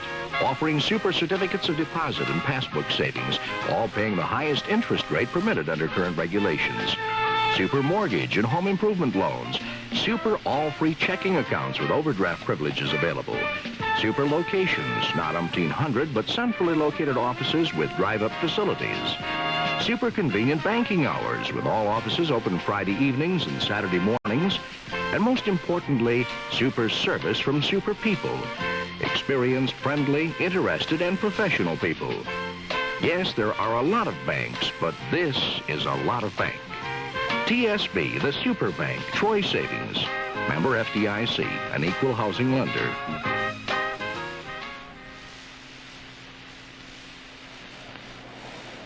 Well, it's the same old Cowboys, or should I say, Hank Stram, an even better Cowboy team we're witnessing tonight. Well, I don't think you ever stay the same. You're either going to get better or you're going to get worse, and I really think the Cowboys are going to be better. Interesting stat again on Dorsett. He rushed 15 times, 147 yards, a 9.8 average. Most yards gained in the National Football League this weekend. He caught 3 passes for 101 yards and 1 touchdown. Here's Kirkland back to throw on 1st down, and he gets it out here to his rookie tight end, Reese McCall. McCall with a good grab, then goes out of bounds as he was bumped out, but a substantial gain for the Baltimore Colts. You know, they like this young player from the University of Auburn. He's 6'6", weighs about 235, and they think he's going to blossom and develop into one of the fine tight ends in the league. He's been playing behind Mac Alston, but Alston, a veteran now, been around for quite a few years, and they expect McCall to play quite a bit. He picked up 7 yards on that reception from Mike Kirkland. And it is 2nd down and 3. The ball at the 34-yard line of the Colts, who show motion with Glenn Dowdy. Here is the toss to the tailback. McCauley gets to the 35 and gained very little on that one as he was stopped by Bob Bruning, the middle linebacker. Well, the Cowboys may have changed some personnel on offense, and they did, but they're staying right with it with this defensive unit. Yes, they are. They surely are. And, you know, interesting offensively, the Baltimore Colts, the 3 or 4 times they've been able to complete passes have all been passes that were thrown on the move with moving the pocket. And I'm sure they're going to try to do more of that in the remaining part of this football game. Kirkland gives the ball to McCauley. Colts squirting across the 37-yard line. He is really good. He knows where he has to go. Yes, he does. And you give him any kind of a crack, and he's going to make some things and get the most out of the play. Less than 7 minutes remaining in the game. 6:50 left, and the score is the Cowboys 35, the Colts nothing. A Baltimore 1st down, one of the few that they have on the entire evening. That is 7 for them now. The ball and a 1st down from Mike Kirkland, who's getting a world of experience tonight. Field intercepted by Harris, and the Cowboys get the ball with 6:17 remaining. Cliff Harris came away with that ball. It was a dying duck up in the air, and Harris only had to come back and catch it. Well, there's a timeout with 6:17 remaining in the game. A timeout on the field with the score. Cowboys 35 and Baltimore nothing. The Dallas Cowboys, even though they've made some substitutions offensively, they continue to dominate this football game, both offensively and defensively. There we just saw an interception by Cliff Harris. The ball was thrown a little bit too short. Not much of a spiral. He had severe pressure. But, you know, I really kind of like the looks of this Mike Kirkland. He's getting quite a baptism tonight, but I think the experience that he's gaining in this game today as he goes down the road during the course of the long 16-game schedule is going to prove to be very invaluable to him. Don't be deceived also by the score of this game, because the Dallas Cowboys, even though they're dominating this game 35-0, make no mistake about the fact that the Baltimore Colts are a very fine football team. This is a great illustration of what happens when you lose a great performer like Burt Jones. But they'll be back. He'll be back in the lineup hopefully in about 5 weeks, and I'm sure he'll bring this team back around to the kind of a personality that they have enjoyed in the past.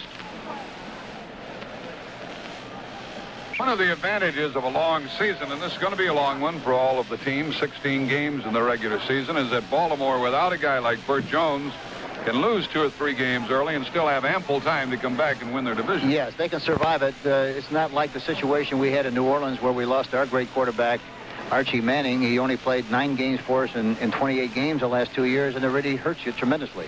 Here is the give by Danny White to his fullback, Scott Laidlaw. He tried to crack it up the middle and got only a yard. The Baltimore team will entertain the Dolphins next Sunday, and the Cowboys travel to the Giants, so we'll have 2 winners meeting early next Sunday. Meanwhile, a week from tonight, Monday night, we're going to be in Minnesota, and the Vikings will be trying to get their first win, and they'll have to do it at the expense of the Denver Broncos. Broncos won yesterday, and we hope you'll tune us in next Monday night here on CBS Radio. An injured player coming off, but appearing to be quite all right now, is Joe Irving, the defensive tackle for the Colts, with less than 6 minutes remaining in the game, and the Cowboys on top 35-0. 2nd down and 9 for Dallas from their own 26. Golden Richards to the right, Butch Johnson to the left. And the tight end is Jay Saldi. He's on the left side. Laidlaw is the fullback. He shifts from the pro set. Danny White takes the ball, gives it to Scott Dennison. He goes over the right side, and he is grabbed by 1 foot. Herb Orbis, who's in there defensively for the Colts, got him and wouldn't turn him loose. You know, Jim Cooper is now playing center for the Dallas Cowboys, number 61. He's 6'5", 250, a 2-year guy from Temple. They like him very much. He's a backup center and also a backup guard. They think he's a great prospect, and they anticipate a great career for Jim Cooper, number 61. Tom Randall has been getting some playing time at left guard for the Cowboys, a rookie out of Iowa. Cowboys have only 5 rookies on their team this year. They run out of the shotgun now on 3rd down and 8. And Danny White is back to throw. Scoots it to the sidelines, and it is caught for a first down out to the 42-yard line. The ball hauled in by Butch Johnson with a dandy reception, though covered by Bruce Laird and Doug Nettles. You know, the other interesting thing about the substitutions, they have Andy Frederick, who was playing a right tackle initially and started the game at that position, is now playing left tackle. So they're preparing for things that might happen during the course of the season so they can get good playing time in a variety of positions. And it's good for the Cowboys to have Raphael Wright playing. He underwent a knee operation, but he's in there at the right offensive tackle spot. They're playing, of course, without Ralph Neely, who has retired, so they can use that extra man at the position. A first down at the 43-yard line of Dallas. Danny White gives to Doug Dennison, trying to get outside. He gets to the sideline, cuts it back in, crosses midfield, breaks a couple of tackles. He's down to the 40, and now the 35-yard line of Baltimore. Scott Dennison finally stopped by Doug Nettles. And it's a weary band of Baltimore defenders chasing the Cowboys now. I tell you, Scott Laidlaw made a nice block on that play also that provided Dennison with the opportunity to scamper down the sideline for the big gain. They tell us on the scoreboard that Mr. and Mrs. Staubach are celebrating their 13th anniversary today. And this will be a happy day domestically and professionally for the Staubachs. 35-0 Cowboys with 4:18 remaining in the game. Roger's one of the class people in professional football. You know, to illustrate this point, right before the game, we were in the locker room, and he had a lot of things to do, but he provided us with a few minutes for the interview with a lot of class and poise, and he's one of the big league guys in the league. Here's Danny White handing off to the fullback, Scott Laidlaw, and he drives inside the 35-yard line down to the 32 for a pickup of 3 for Dallas. putting us under the 4-minute mark in time.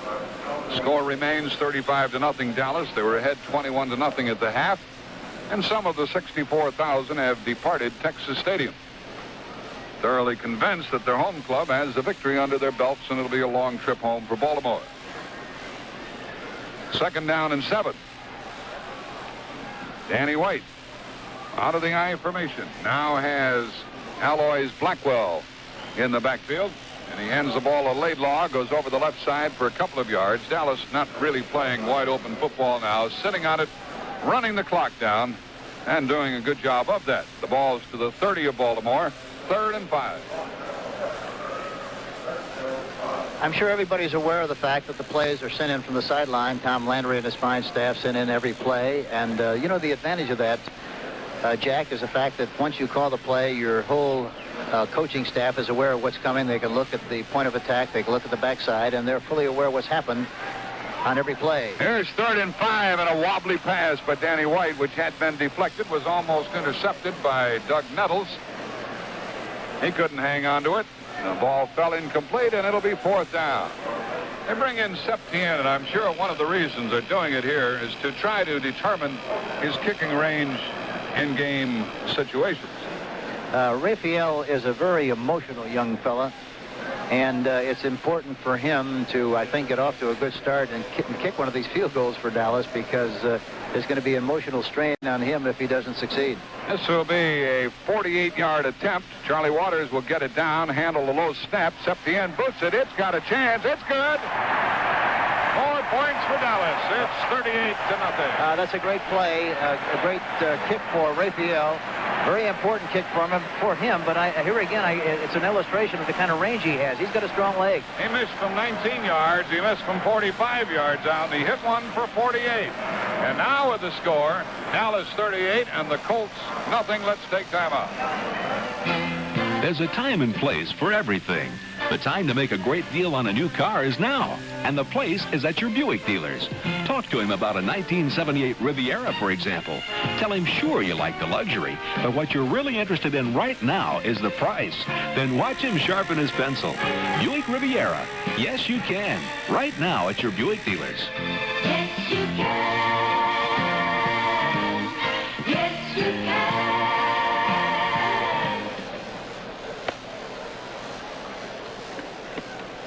We have 2:41 remaining in this football game. Hank Stram and Jack Buck with you for CBS. And we're happy that American Forces Radio is carrying this game to our servicewomen and servicemen around the world. 38-0 is the score in favor of the Cowboys. Baltimore missed a couple of chances early. Couldn't capitalize on turnovers by the Cowboys and have been kept off the scoreboard all night. Septien will kick it. And the same men are back, with Johnson, Washington, and McCauley waiting for the kick. There it is by Septien, and it is a strong one, carrying down to the goal line. It is taken on the goal line by Marshall Johnson. He's up the middle to the 20, to the 25, high steps it to the 30, to the 35, and out to the 40-yard line, and he made Hank Stram happy by putting the ball in his left arm while running down the left side. Yes, he did. And he's getting a lot of practice at running those kicks back, but he's a good-looking prospect.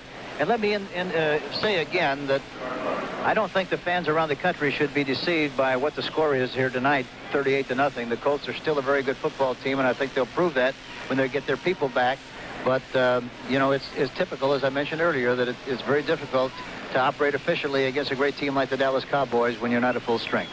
The Colts are at their own 42-yard line. Mike Kirkland, who has played all night, is at the quarterback spot. He has Roosevelt Leaks in the backfield along with Don McCauley, and here is the running play, and McCauley coming to the left is across the 45-yard line and really crumbled by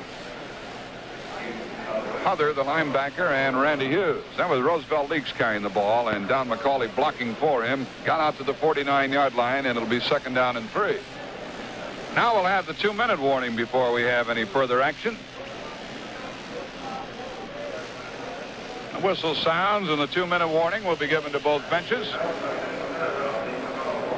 2 minutes left, and a pause in the action with the score. The Cowboys 38 and Baltimore nothing. And let's take time out.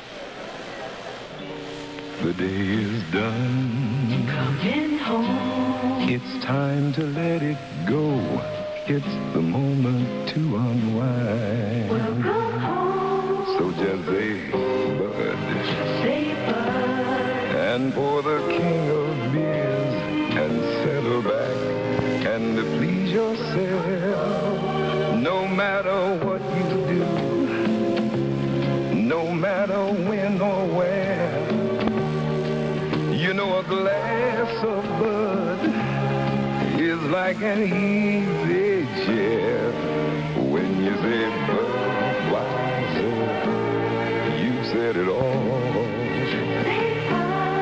When you say Budweiser, you said it all. When you say Budweiser, you said it all. Anheuser-Busch, St. Louis. We have but 2 minutes remaining in this football game in Texas with the Cowboys leading 38-0. Hank Stram and Jack Buck with you for CBS. The ball is in possession of the Baltimore Colts. They have a 2nd down and 3 situation from their own 49-yard line. 2nd down and 3. You have to admire the way Mike Kirkland has held in there tonight. Yes, he has. He really has. He shows a lot of poise. He's a good athlete. And the playing time, even though it's in a losing cause, will be very helpful to him and the Baltimore Colts when you project the season on a 50-more game basis. He hands off to a Baltimore newcomer, Don Hardiman, who used to play with Houston, was obtained from Tampa Bay, and he carried over the right side and picked up a 1st down for the Colts. 1:42 remaining in the game. The ball now on the Dallas 47-yard line. Dallas scored no points in the first quarter, 21 in the second, 14 in the third quarter, and 3 in this period. And I believe they could have scored a heck of a lot more points than they now possess. A 1st down from the 47-yard line. Kirkland is back to throw. He is chased, he looks, he runs. He throws, and it is caught for a 1st down at the 35-yard line by Reese McCall, the rookie. And he is dumped in a hurry by the linebacker, Guy Brown, who's playing in place of D.D. Lewis, who was ejected from this football game. Now 1:05 remaining, and Baltimore into their 2-minute drill. Kirkland back to throw on 1st down. He has it incomplete and just past the outstretched arms of the linebacker, Mike Hegman, as he intended it for Marshall Johnson. Stops the clock with 59 seconds remaining in the game. The Dallas Cowboys have a total offense of 580 yards, the 2nd best in the history of their club. How many points do you think they could have had, Hank? Oh, it's no telling. Gee, they got 38 and they could have had 50. The ball is at the 35-yard line of the Cowboys. Baltimore would like to score some points before they start the long trip home. Randy Burke is in as a wide receiver. He's a 2nd-year man now from Kentucky, wearing number 84 for the Baltimore club. And on 2nd down, Kirkland is back to throw from the pocket. He throws, and there's his tight end all alone at the 15 to the 10 to the 5. Touchdown! No, did he get any? Fumble the ball. Oh, my God. And it is a touchback. Can you believe that? That's an incredible turn of events, isn't it?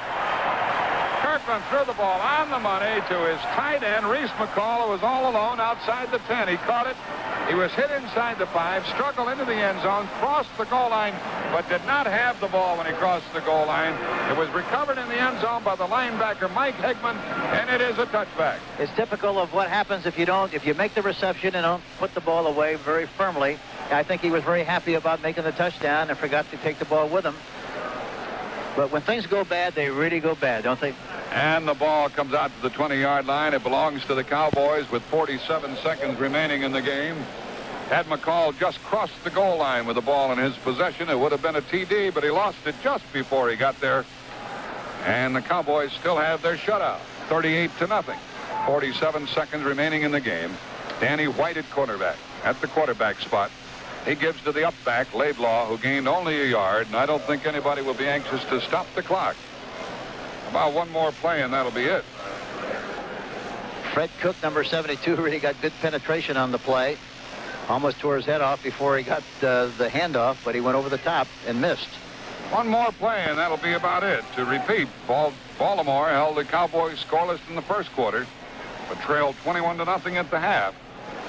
Cowboys came up with 14 in the third period, and they've scored 3 here in the final 15 minutes. We're down to 13 seconds, clock running. The ball will be snapped. Danny White gives it to Laidlaw again. He moves across the 25. He's tackled at the 27. The clock continues to run, and that's the opener for the Colts and the Cowboys, with Dallas winning it 38-0.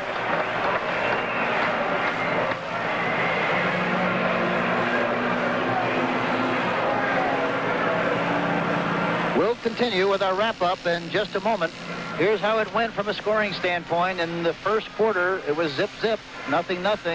Dallas scored 21 points in the second quarter, 14 in the third, 3 points in the fourth, won the football game very handily, 38-0. This is how it happened. It was 21-0 at halftime. In the third quarter, Dallas, Drew Pearson caught a 38-yard touchdown pass from Roger Staubach.